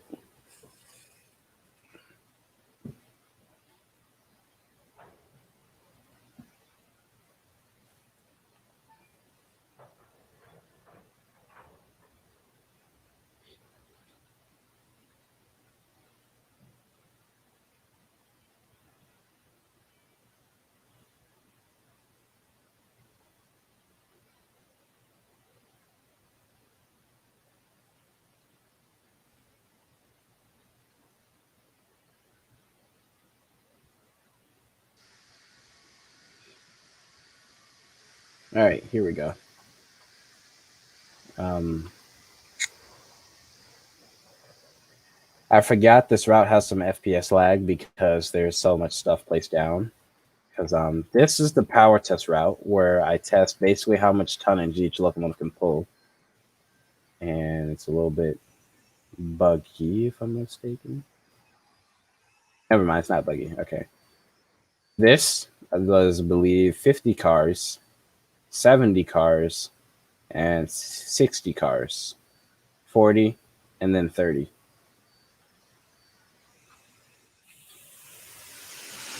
We got in this route I had a bunch of engines. We got 611 over there. Don't ask why 611's out in Utah. Don't ask me that question. Just it's there. 700, 40 for 49, 765, 3985, 1225, 4014, 844, 4294, 843, which we'll be taking out onto the big road today. What is that? 2716, that's what that is.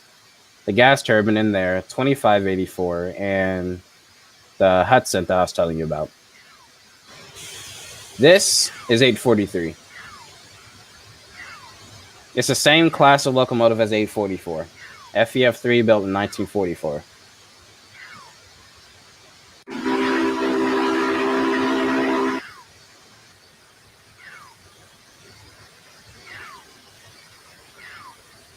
This is one of my favorite freight engines to use because anytime I do freight trains with this in this game, I usually use this engine.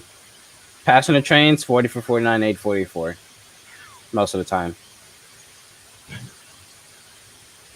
What route is this? This is the Union Pacific's Wasatch grade.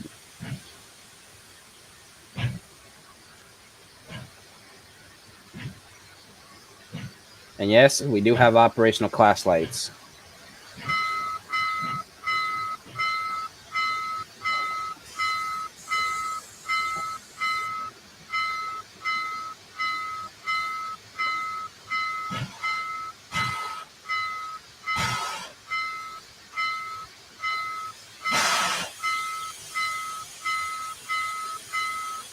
Can you get it on Steam? Yes, you can get it on Steam.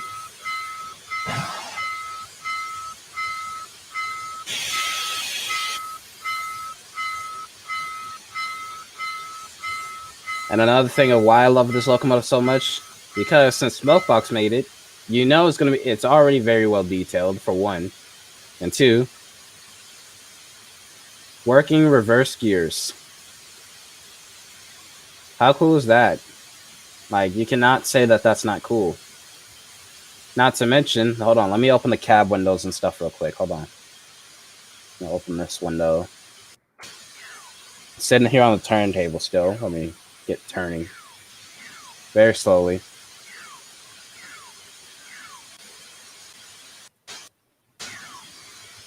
A little bit of lag, but we'll be done. We'll be out of here in a minute.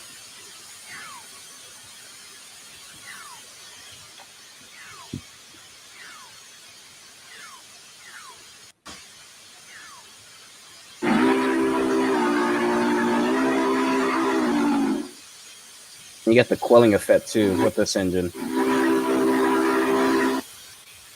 From the outside, it doesn't work as good as what it would on the inside, but you still get the quilling effect with the insert key.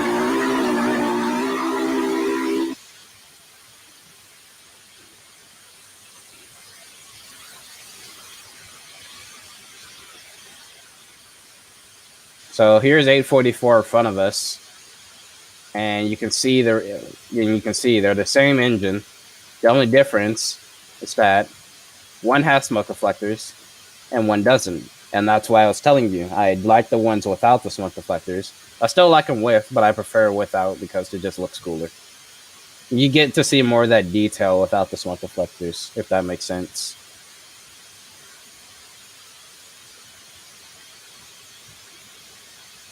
And another question you might also ask, why do I have the class lights red at the moment? Because we're not scheduled to take a train yet.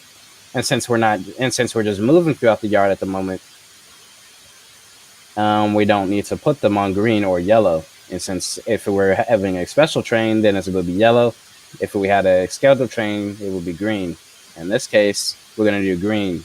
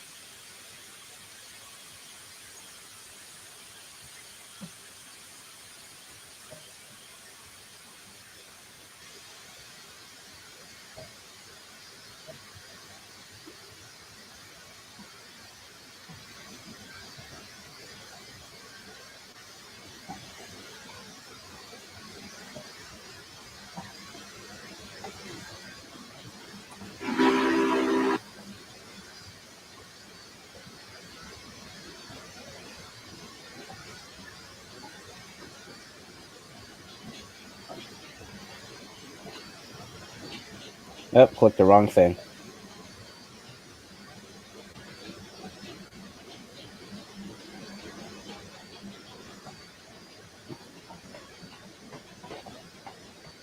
Yeah, boiler pressure was raised to 300 pounds.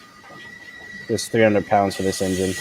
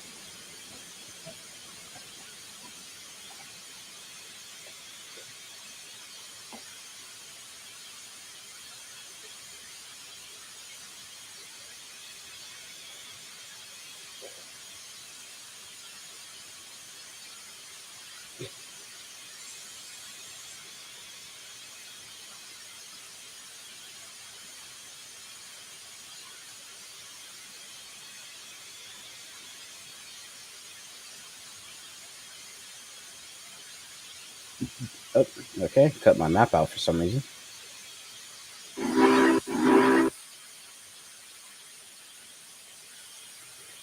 Also, another cool feature, if I didn't say this already, since I was saying that since this thing is 3D animated even from the outside, if I blow the whistle,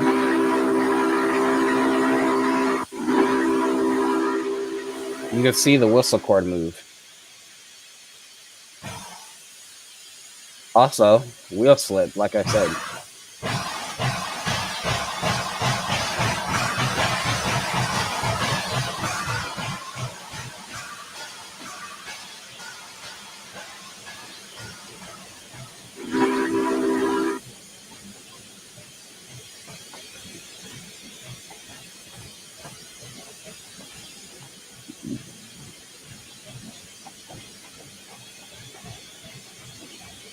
Also, by the way, Jaden, if you didn't say this before, if you didn't know what I was talking about, the doors on the back of the cab, they're there as well.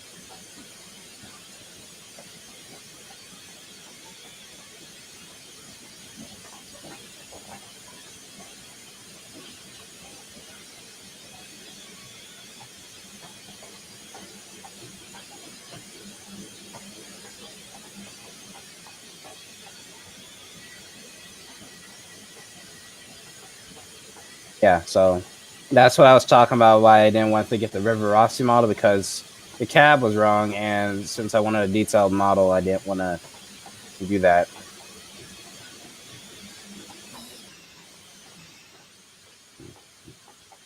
Put it this way.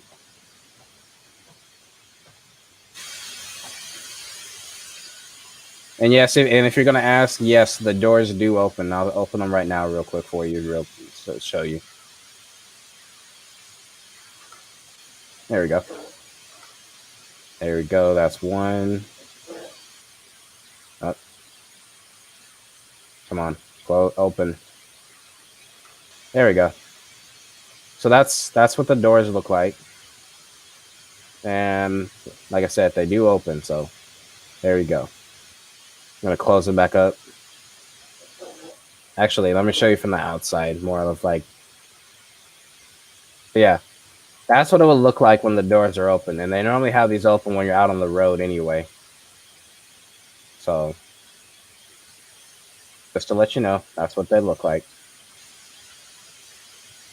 And since like I said, the thing is 3D animated, so everything in here, if I move it from the outside, it'll move on the inside as well. So that's the reverse gear. That's moving. Keep in mind, I'm in free cam, by the way, not in first person. And there's the regulator as it moves, and smacking the camera into the back head. So yeah, really cool feature as well. All right, time to close these doors back up.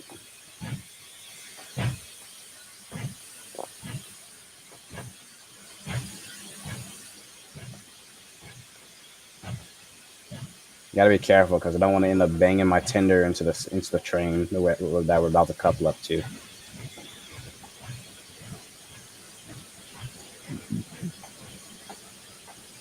Ask me how many times I've derailed the first car on this train.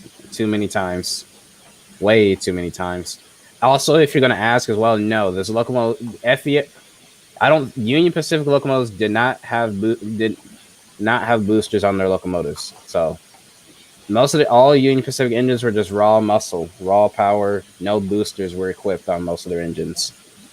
Their FEF3s didn't have them. Challengers didn't have them, and the big boys also didn't have them. So it's all muscle, no boosters. So when I say that this thing uses every ounce of steam inside of its boiler, I'm not kidding when I say that. We use raw muscle, raw traction, and we dig into the ground when we use it.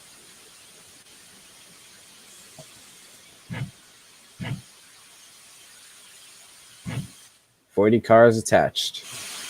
Get the brakes charged up and we'll get moving."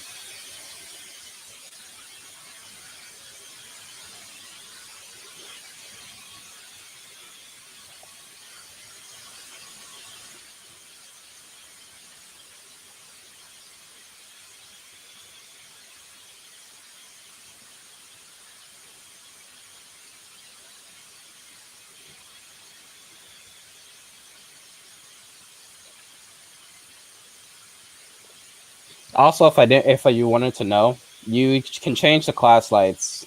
It's green. You got red, yellow, and off. So like, here's off, obviously. So you get yellow, red, green, and off. You can turn them back off. And then once you go to green, you cycle back through to red and then to yellow. And then you turn them back off. And then to turn them on, you just go back through. So we're going to keep them on green, and we're going to get ready to go. You turn the sander on and release the brakes. Open the cylinder cocks, and let's get going.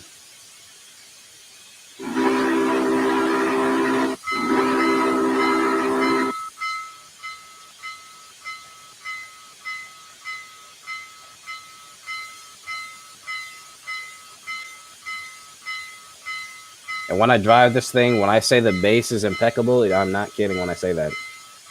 It's loud.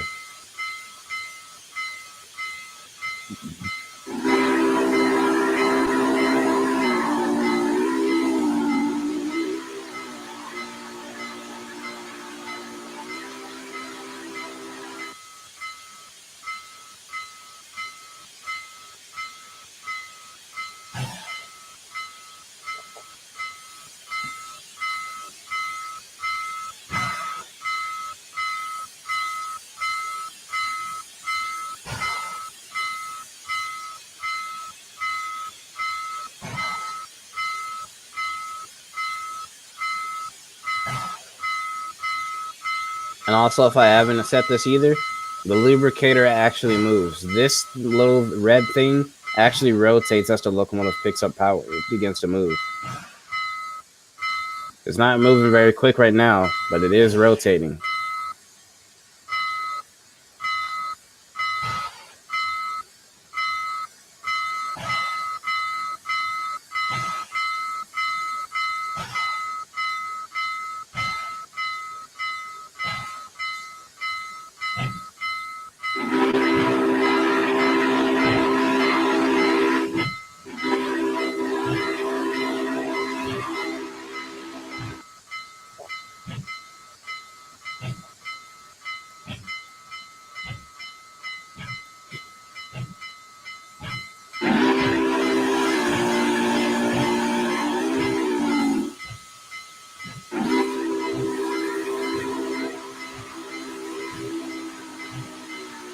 They give you more effect of the quilling whistle.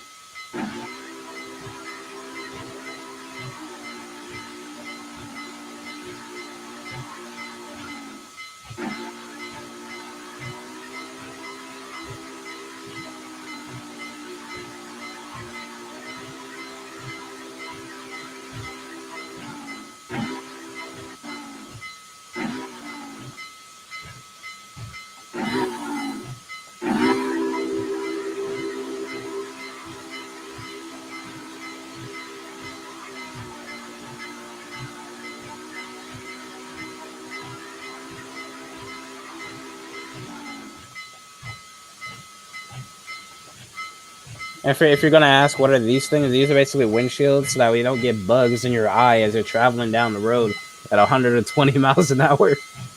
Especially when you have to look up the cab for signals. You don't want to have bugs literally in your nostrils and in your eyes as you're trying to look at the road.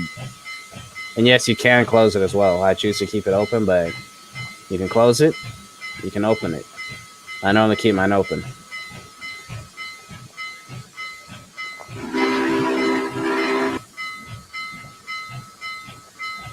A 40-car train pulling out of Ogden. This is Ogden, Utah, back in 1941. Back in the 1940s, at least. So this is what it looked like. It's not 100% accurate, but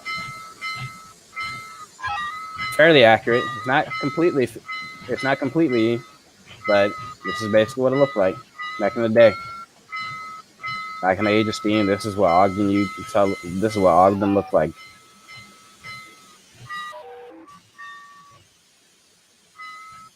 Jesus Christ, a little bit of lag. Yeah, this is what Ogden, Utah looked. This is what the Ogden Yard in Utah looked like. And then you got the roundhouse here, and then you got the Southern Pacific one over there, and the diesel shop back there. The Ogden Depot for the station over there. Coal tower, the ash pan dumping facility. That's the way to Denver. That's where that would be going. The loop to turn around. So yeah. Now let's take a look at the map. This bridge up here that we're about to go under, this is to Salt Lake. So that's where this would be going. This will be going to Salt Lake. This will be going also to Salt Lake, apparently. Okay. I thought that was to Denver. Oh, no, oh, wait, Salt Lake. Never mind. Salt Lake again. There was a place to Denver. I forget where. Sacramento, North, Southern Pacific. Also, Union Pacific, Pacatello. I think that's how you say that. Pacatello. Whatever. Not important. Either way, that's how you go there. And, yeah.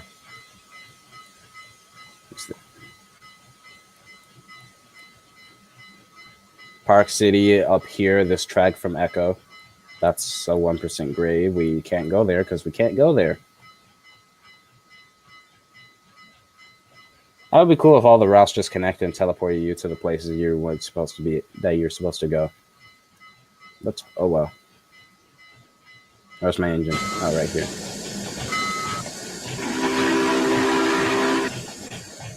And turn the bell off for now. And turn the bell off. As we begin to pick up speed, 14 miles an hour as we begin to head out of Ogden. And as soon as we get out of the first grade, I will show you what I mean when I say I hawk with the FBF3. When I pull trains with this thing, I'm literally hawking down speed, and not only just speed, horsepower. I'm building horsepower. As a steam locomotive accelerates, it builds horsepower as well as speed. And when I say a hawk, I'm not joking.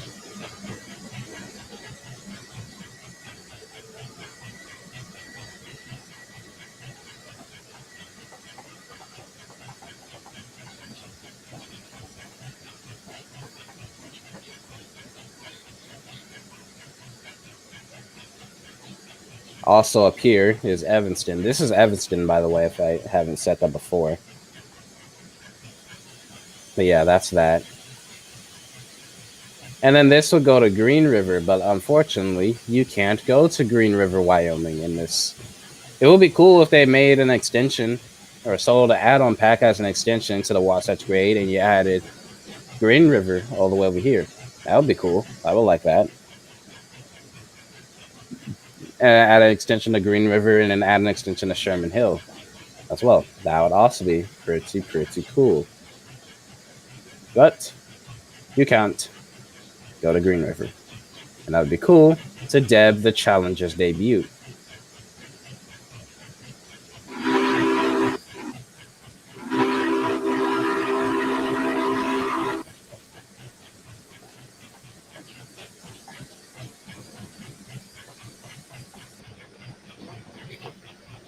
Alright, I no longer need sand at the moment, so now I can just use raw traction. And if you're wondering about sand, how that works, it gives you more traction, however, it decreases rolling resistance, so you might not be able to pick up as much speed, but you will definitely get traction to keep your train moving.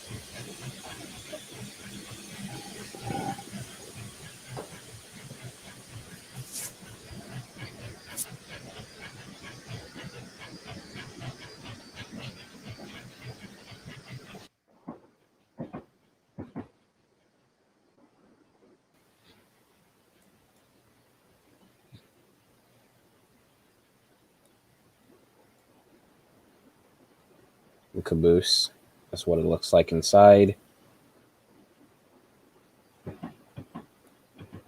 Get 2 camera angles, get back, front,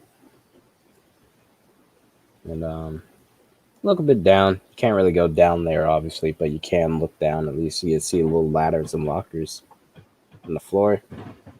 That's about it. Smile and wave.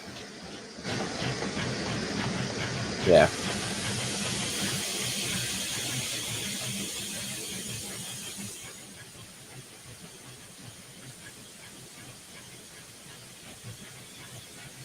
And as I was talking about earlier with oil burning steam engines, this is the fuel lever. You don't really put this on too much.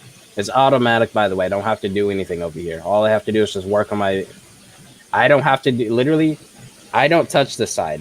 That side of the cab, I do not touch. I don't touch the side. The only side I touch is whatever is over here. Whatever is on this side of the cab, from right here to up there is what I touch. I don't touch anything over there. I don't really touch these either. These, usually anything up here, you don't really touch these until the start and then until the end of the run. You don't really touch these levers too much, but you do also blow down the waterside glass. I do that. That is one of the few things concerning the water in this locomotive I do. So what you would do, you would take it and you would turn it like that, and you would blow, and that's how you blow down the waterside glass. You do it on both sides when you do it. And you blow it down. You gotta turn it back now.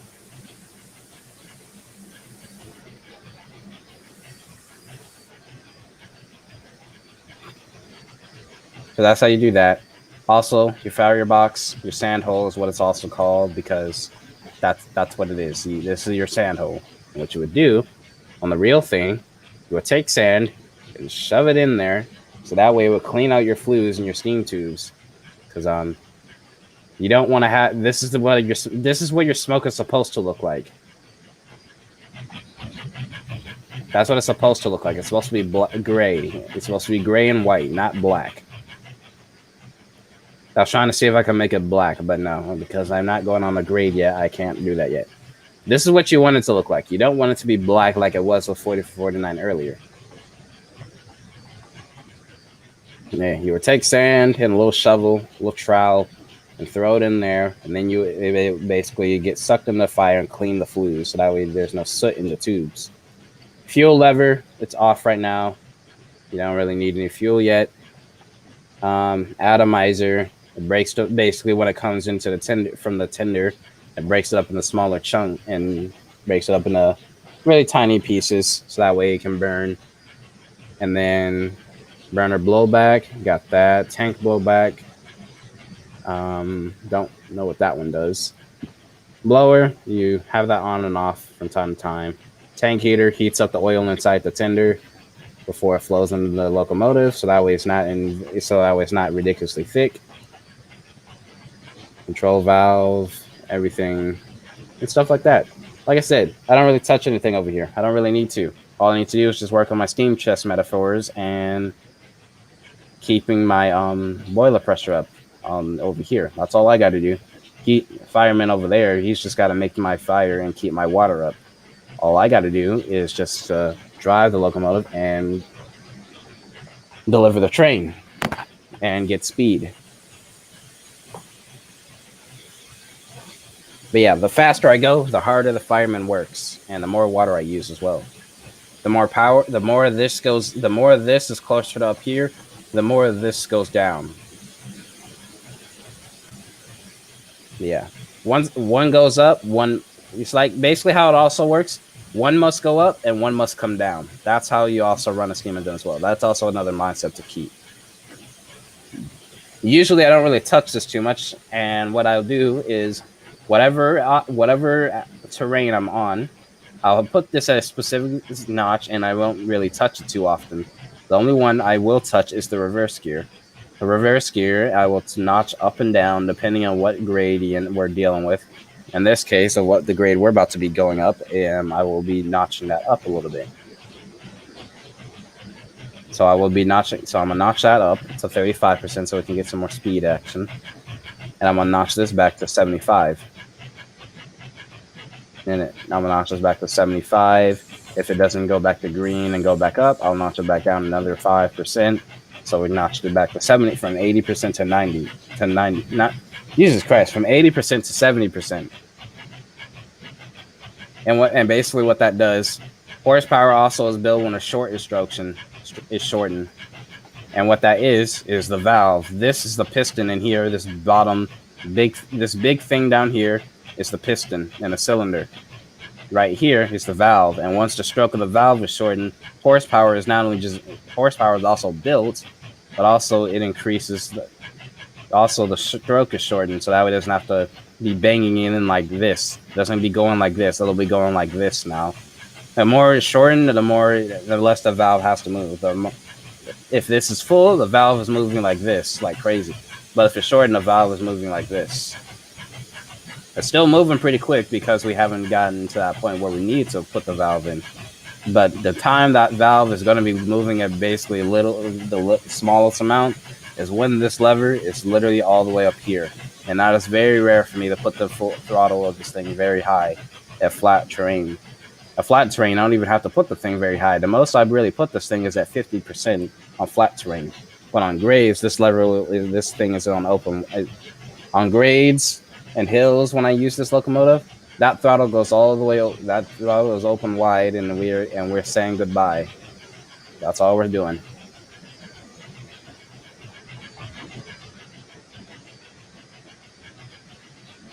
Have signals if we were on the certain routes, and you got these for the diesel if you're running a diesel with it. But in this case, I don't run diesels with 843. It's all power. I don't really use diesels with 843 too often. It's very rare. I think the last time I used a diesel with 843, it was two SG70s helping me up not Sherman Hill, Donner Pass, because that's just a steep hill. That's not a hill. That's a mountain. Let me say that.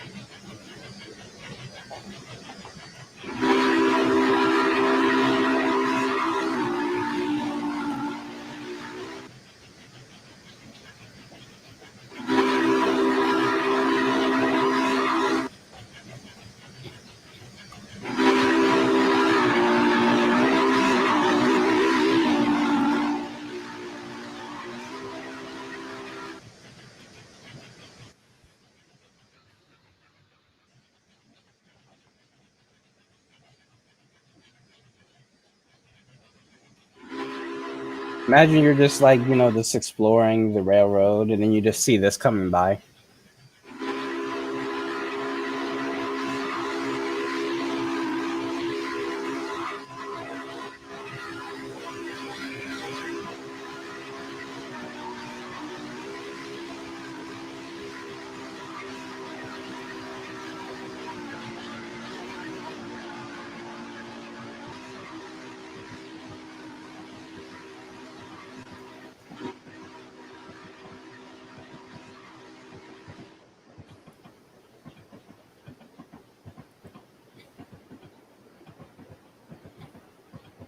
I originally wanted to do a 40 card cold drag with this, but since I could never get the cars to place down without crashing my game, never happened. But eventually I will be able to do that. I will get around to doing that cold drag. I just haven't gotten around to doing it yet because my game kept crashing. But I will do it eventually. I promise.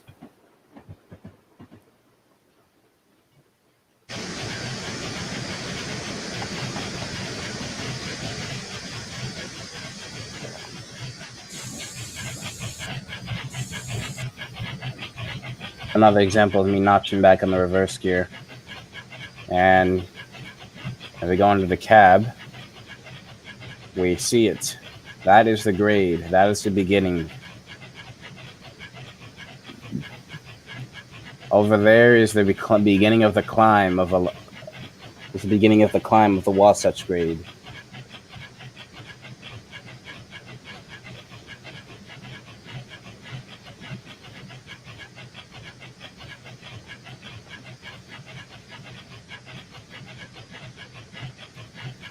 We're doing 31 miles. We're doing 30 miles an hour right now, and we're about to get ready to do about 20. Not a grade.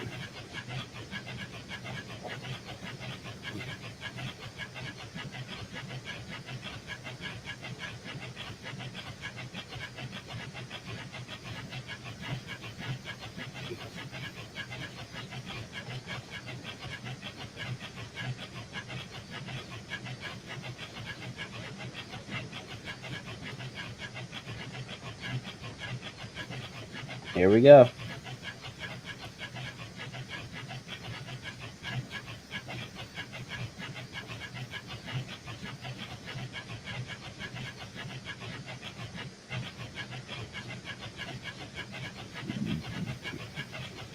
Now you get to watch and see how I climb this grade on Sherman Hill. Why do I keep saying Sherman Hill?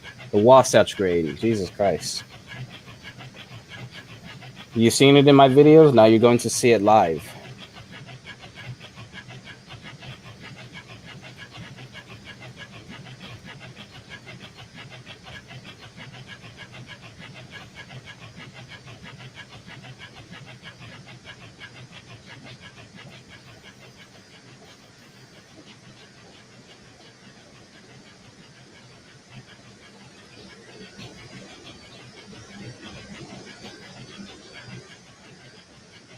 Also, if I didn't put this into perspective, 27 by 32 inch cylinders, 80-inch drivers, Wasatch valve gear, and no booster. Also, roller bearings in the axles. You got roller bearings, but you don't have roller bearing rods.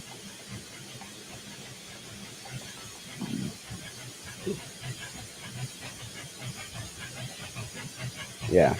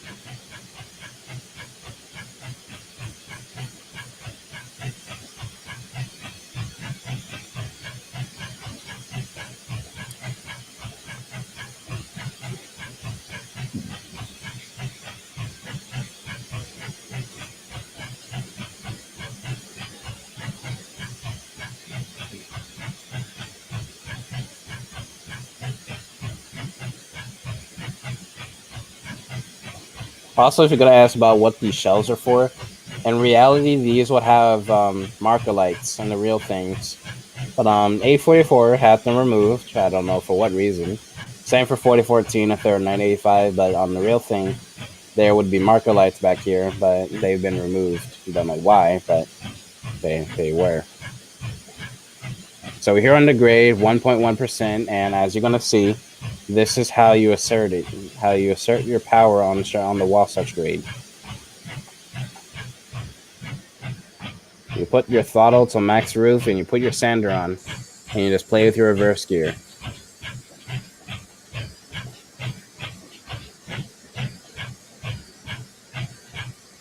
And then in time, you begin accelerating. As you see, we're going to be slowly accelerating. It's going to take a minute, but we will. We're doing 9 miles an hour right now, but we'll begin to accelerate very shortly.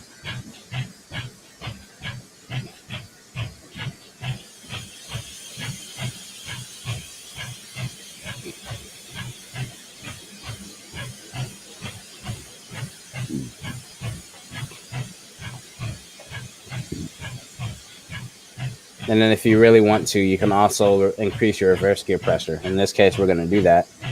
But after we begin accelerating and as that boiler pressure drops, we'll begin to notch it back.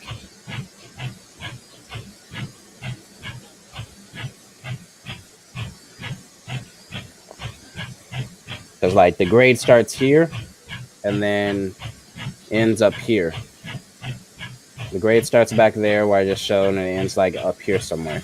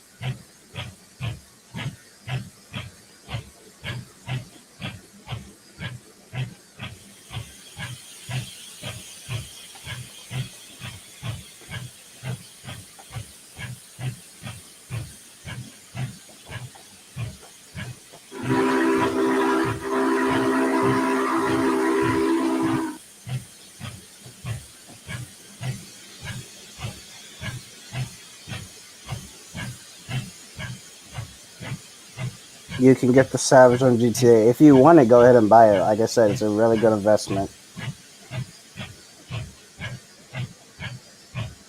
You have the money? I'm surprised that you have money in general, but go ahead and buy it if you want it.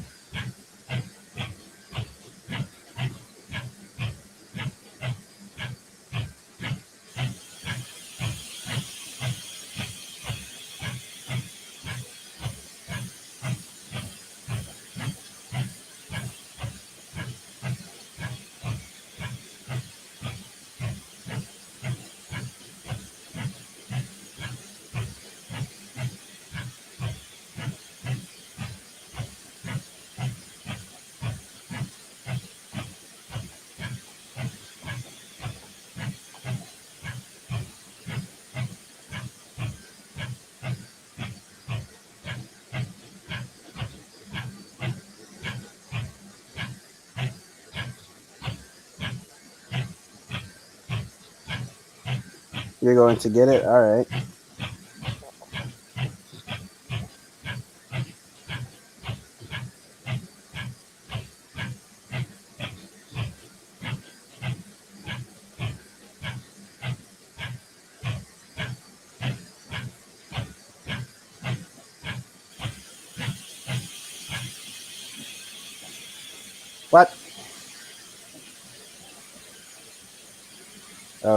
What? Okay. Well, I guess my game crashed. Well, that's got it. That's about it. I'm going to end it here. I hope you guys did enjoy. Hope you guys like my background. We got 1872 and 6936. Anyway, that's about it. Sorry my game crashed, but I'll see you guys in the next one. Peace.